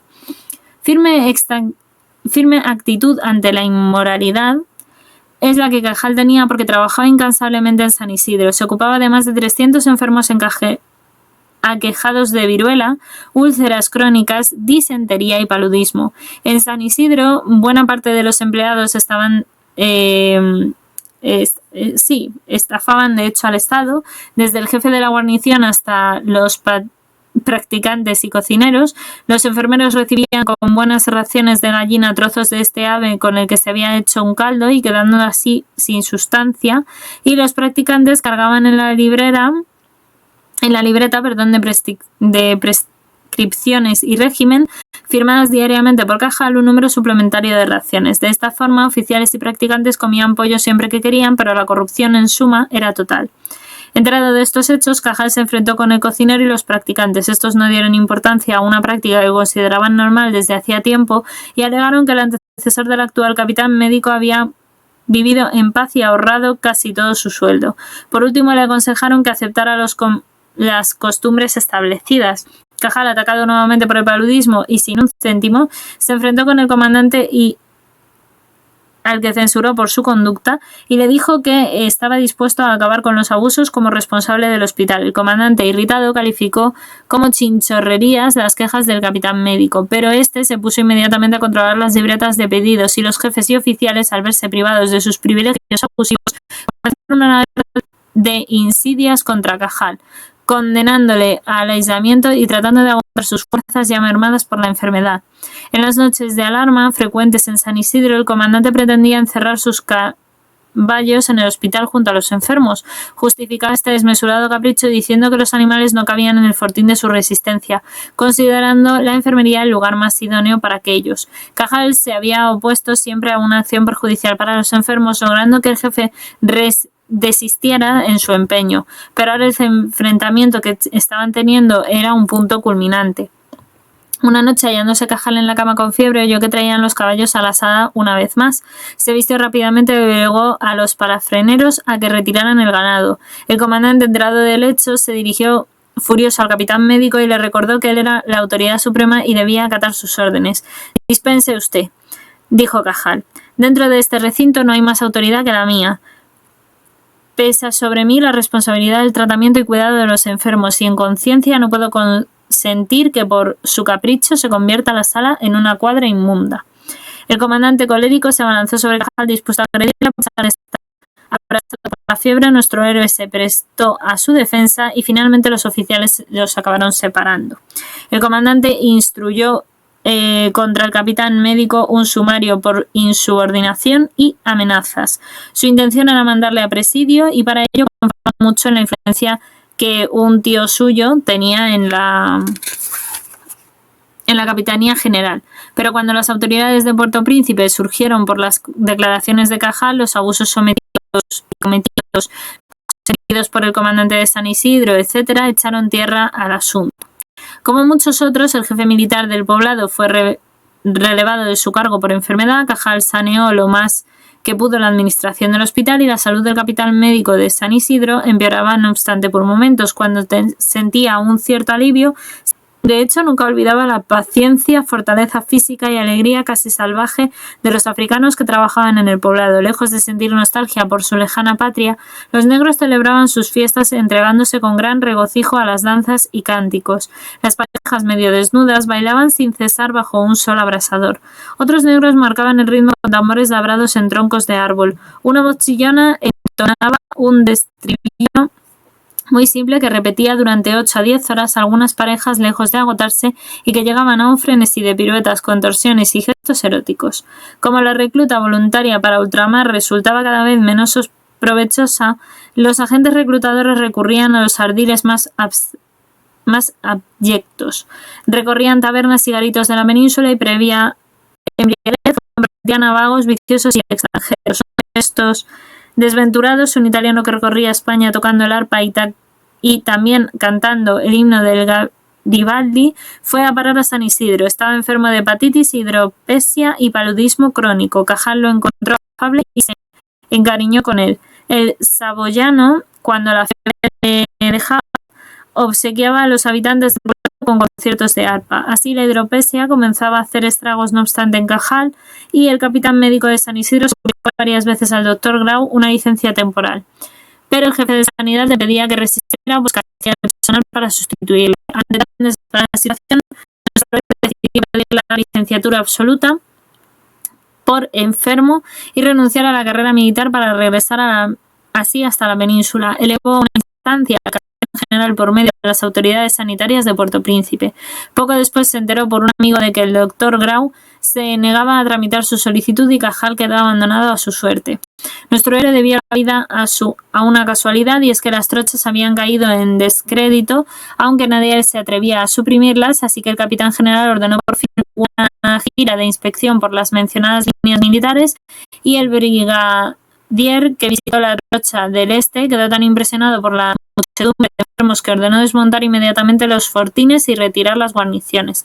Viendo el estado en el que se encontraba Cajal, se comprometió a cursar personalmente la petición del enfermo y a acelerar la resolución del capitán general. Santiago fue trasladado al hospital de San Miguel en calidad de paciente, y allí comprobó una vez más la estabilidad e ineficacia de la autoridad oficial. Pero acostumbrado a ser mal atendido en San Isidro, soportaba con cierta entereza su soledad. No así un teniente coronel, vecino suyo, que se exasperaba y gritaba cuando las hermanas no acudían a sus llamamientos. Acabó reclamando su presencia a tiros de revólver. Después de unas semanas en el hospital, Santiago se trasladó a Puerto Príncipe. La gestión del brigadier había surtido efecto. Para obtener así la licencia absoluta del enfermo debía sufrir reconocimiento médico. El diagnóstico fue la caquexia palúdica grave, incompatible con todo el servicio, y así el capitán general concedió la licencia, le dio la licencia a Cajal, y este fue a La Habana dispuesto a colaborar con los traslados y obtener así el pasaporte y también así de embarcar. Tenía también derecho por su condición de inutilizarlo a pasaje gratuito, pero sus apuros económicos eran graves y se le debían 9 pagas. Receloso de la eficacia administrativa, había escrito un mes antes a su padre rogándole el envío del dinero, y satisfecha su demanda, se dedicó a gestionar el cobro de sus atrasos. Después de súplicas y discusiones consiguió cobrar, pero a costa de dejar en los bolsillos del funcionario de turno la mitad del importe de sus derechos. Allende. Y hasta aquí llega el capítulo 7. Ya el 8, como es el encuentro de Cajal con el microscopio, lo vamos a dejar para el próximo día, que es lo que os decía. Os leo por aquí porque veo que habéis escrito, pero no os he leído. A ver, un momento, que me haga soltar.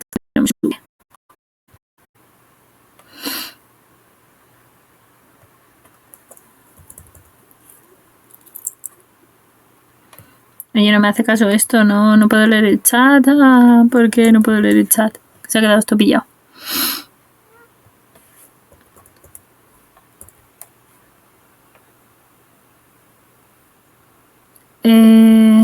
Ay, no sé por qué.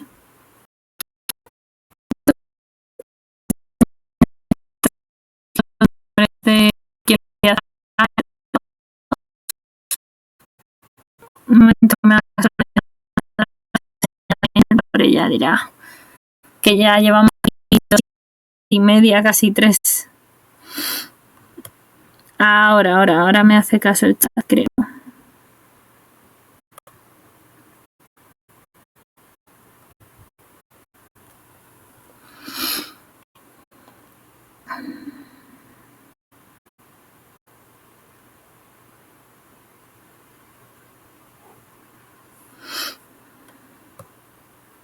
A ver, un momentito. Es que me carga el ¿vale? O sea, estoy intentando leeros todo lo que me habéis puesto. A ver si llega arriba, que no me hace caso. Y entonces no os puedo leer.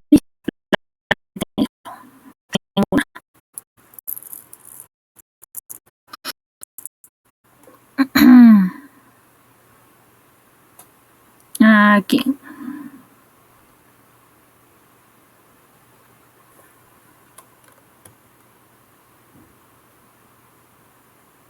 Uy, qué mal me funciona esto. Estoy demostrando que mi ordenador ya me está pidiendo también que termine. Vale.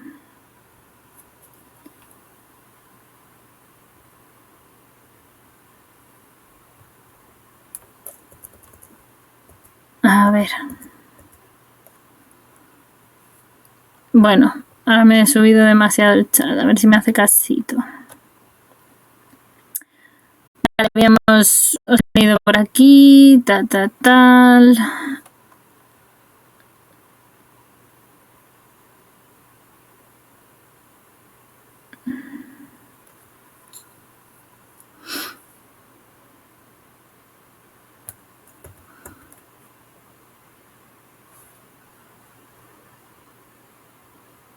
Sí, la verdad es que la parte de lo de Cuba ha sido tela, pero claro, es que Ramón y Cajal vivió mucho allí, claro, a ver, es una guerra, hay que tener en cuenta que...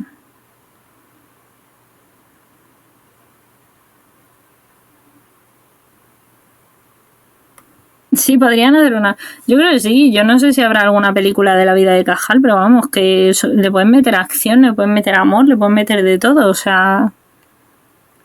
Aquí, vamos, siempre diplomático con su puño. Un poquillo, era un poco bruto, ¿eh? No es por nada. Tiene sus cosas buenas, pero era un poco bruto. Vale, se me salta 2x3 y no sé si voy a ser capaz de leerlo luego. No sé qué ha pasado con lo de mis moderadores o no moderadores. No, he leído por ahí un mensaje, pero no me he enterado de la polémica. Y el problema...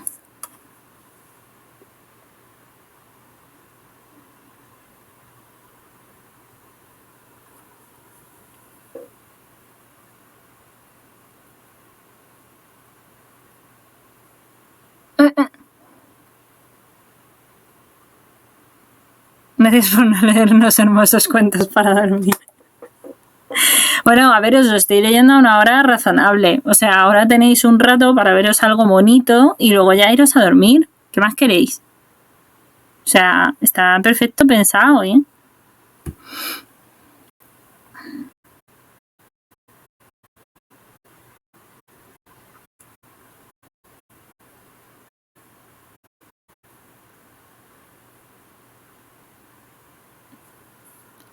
¿Que queréis ser mod?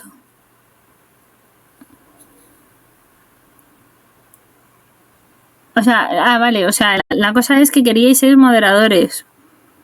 Pero si es que yo para los directos que hago, tener un moderador ya me basta, me sobra y ya tengo...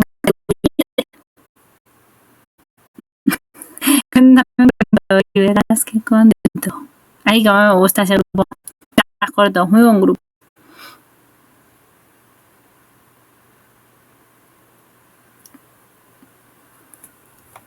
Que yo fuese mod.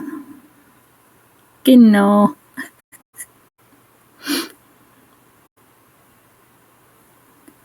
Hombre, ya os dije que tengo que revisar lo de los mods, pero vamos, también es verdad que es que sinceramente creo que con tener a uno, igual hasta ya me sobra. Si es que yo, o sea, quiero decir, yo para lo que hago directos, ¿vosotros creéis que merece la pena que tenga más de un moderador?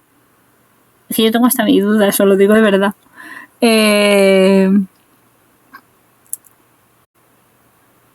Siempre te enseñan a estar siendo eruditos. Que no. A ver, Cajal es que es de otra época. Estamos hablando del siglo XIX. No os endiñéis, no violencias, no a la violencia. Este es el mensaje importante de hoy. Todos mod y jugamos a ruso. Es ruleta rusa, pero...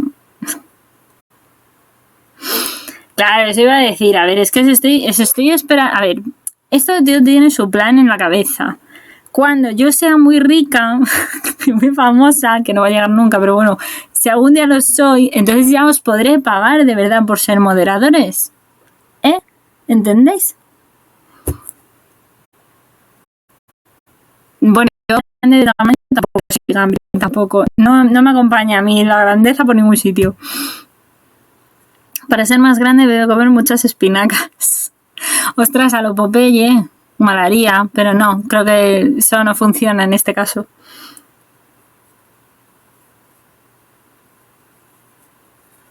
Claro, es que por eso lo digo, porque, o sea, yo probablemente cuando ya tenga a lo mejor suscripciones, o sea, en plan, si llego a los 50 seguidores y tal, pues a lo mejor ahí sí os amplío el tema de los mods. Pero ahora mismo, de momento, yo creo que con tener a Hidden Evolution 93 me vale. De momento sí. Porque yo, por ejemplo, en tu caso sí lo entiendo, porque tú ya tienes muchos más seguidores, por ejemplo, la cocina de Sanji ya tiene más.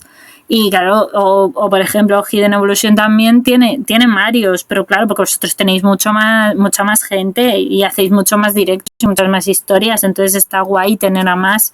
Yo que para lo poco que hago, pues tampoco... Con el tiempo no os preocupéis que al final os acabaré dando poderes aquí a todo el mundo. Al final, porque luego cuando uno crece mucho o tiene varios moderadores o se vuelve loco. Y se pues eso es así.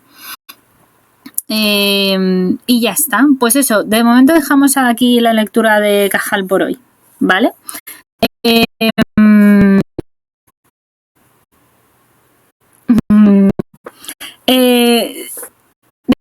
¿a quién quieres que haga la raid? Que vaya a buscar. Que vaya a buscar en la raid. La raid.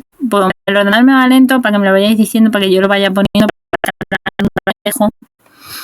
Así que lo quiero procesar. Tampoco tonto. Tampoco tonto. Y digo yo, no pasa nada, ¿no? Poderes como Harry Potter. Ha estado muy bien, me alegro que os haya gustado.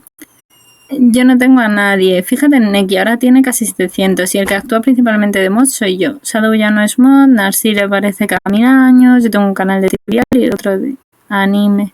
Uno en inglés y otro en latino. ¡Ostras! ¿En serio? ¡Qué guapada! Oye, pues no tienes poco, ¿eh? No te puedo decir el nick porque es que es uno de ese text... Nah. Perdón, que lo he leído a lo mejor muy mal, pero bueno.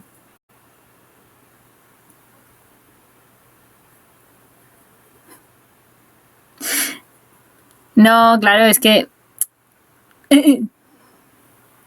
Es que depende, por eso yo siempre digo que depende mucho claro, de si tienes o no muchos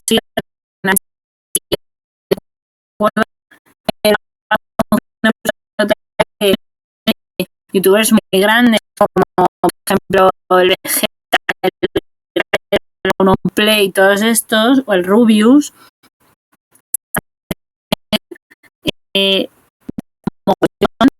mogollón de gente haciendo sus directos moderando. Estamos hablando de que tienen miles de personas, en un directo. Claro, eso es una locura.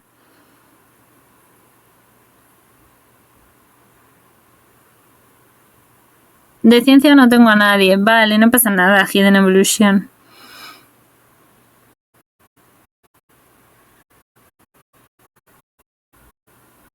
Que tienes... vale, que tienes... Perdón, te había entendido mal. Vale, que tienes esos canales para hacer raid. Vale, bueno.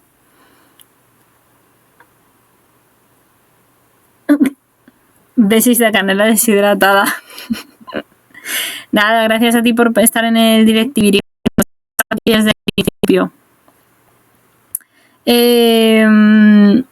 Vale, si encontráis alguno de ciencia, yo también estoy intentando mirarlo, Lo que pasa es que es muy...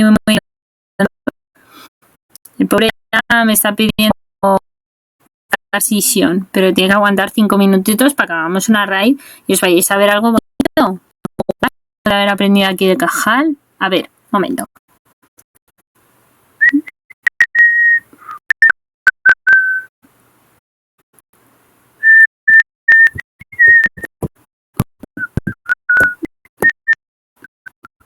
A ver. Mi amor. A ver, si esto me da casitos, si no, churro, mira.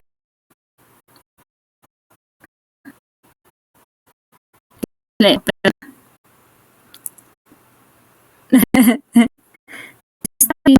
Hablando de los fractales. Ah, anda, mira, ¿sí? ¡Qué guay! Pepe Chef 89 que está cocinando. No hay evidencia por ninguna parte es el fin de los precios altos. Ese es el cocinero, le hará ilusión. Grande el ángel. Y es Pepe Chef 89. Ah, vale, pues bueno, a ver, ya son aquí en España son las 9 de la noche. O sea, que realmente si os mando a un canal de cocina no está mal, ¿no? Porque digo, después de tanto conocimiento, uno necesita comer. Y estas cosas. Así que yo creo que os voy a mandar con Pepe Chef, que os enseña a hacer comidita. Ay, mira, si tiene 14 espectadores, hombre, vamos a mandarle unos poquicos para que vea cosas chis.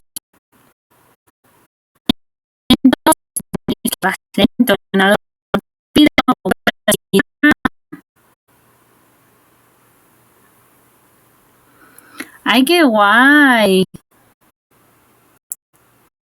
Eso. No, hombre, yo os voy a mandar a un sitio... Venga.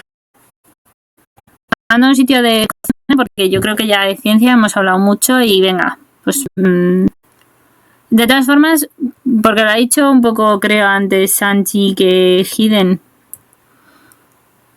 O sea, por seguir un poco el orden. Pero vamos, no os preocupéis, hacemos una cosa. Como hoy lo ha elegido Sanchi, el próximo día me lo dice Hidden. Ya está. Para darle más poder todavía a mi mecenas, moderador y de todo. Si es que tengo pluriempleado. Yo insisto que tengo pluriempleado. A ver, un momento. Aquí. ¡Pam!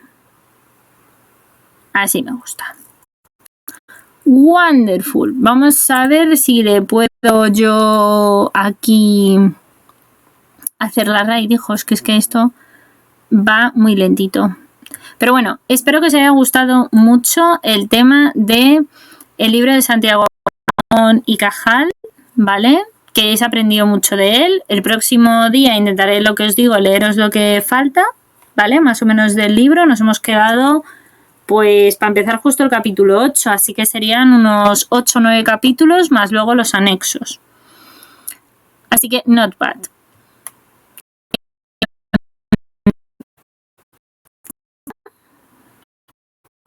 Principio, ahora os haré la raíz.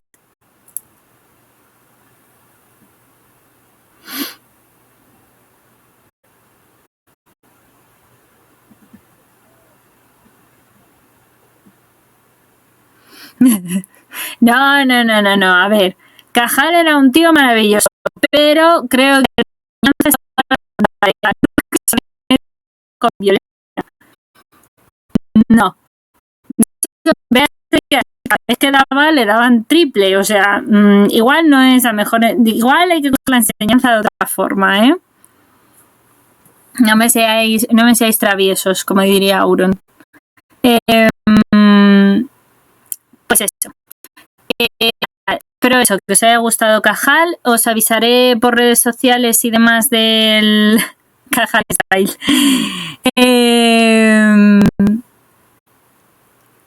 Y os avisaré eso por redes sociales de la segunda mitad que tenga que leer, o si lo acabo haciendo al final en 3 en 3, que no lo tengo claro, tampoco he pensado leer tanto, pero bueno, como iba funcionando muy bien el directo, que es algo que no suele pasar, y todavía, bueno, pues al final, ni tan mal. Hemos tirado para adelante como los de Alicante. Como se dice el dicho.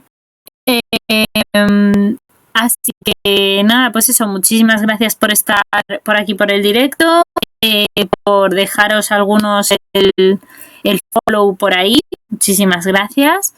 Y lo dicho, os aviso por redes sociales del próximo de...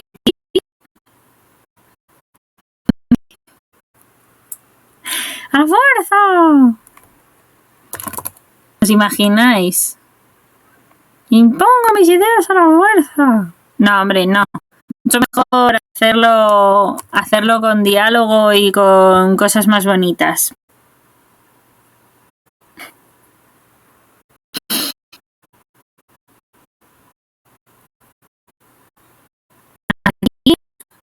Pepe 39. Vale. Iniciando la raid. A ver, un momento. A ver. Ay.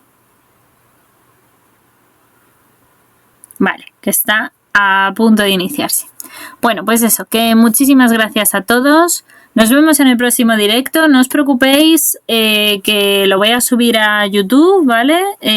Para que se quede ahí alojado y lo podáis ver también ahí. Y bueno, lo veréis aquí en Twitch durante 14 días, creo que es el máximo que se pueda.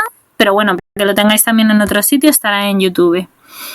Y ya está. Y hasta aquí el directo. Muchísimas gracias, os quiero mucho a todos. Y como dice Gambrinus, para todos. Y nada, ya sabéis, cuando no sepáis qué hacer, pues acordaros de Cajal, pero sin violencia. Eso es muy importante. Hasta el próximo directo, gente. Chao.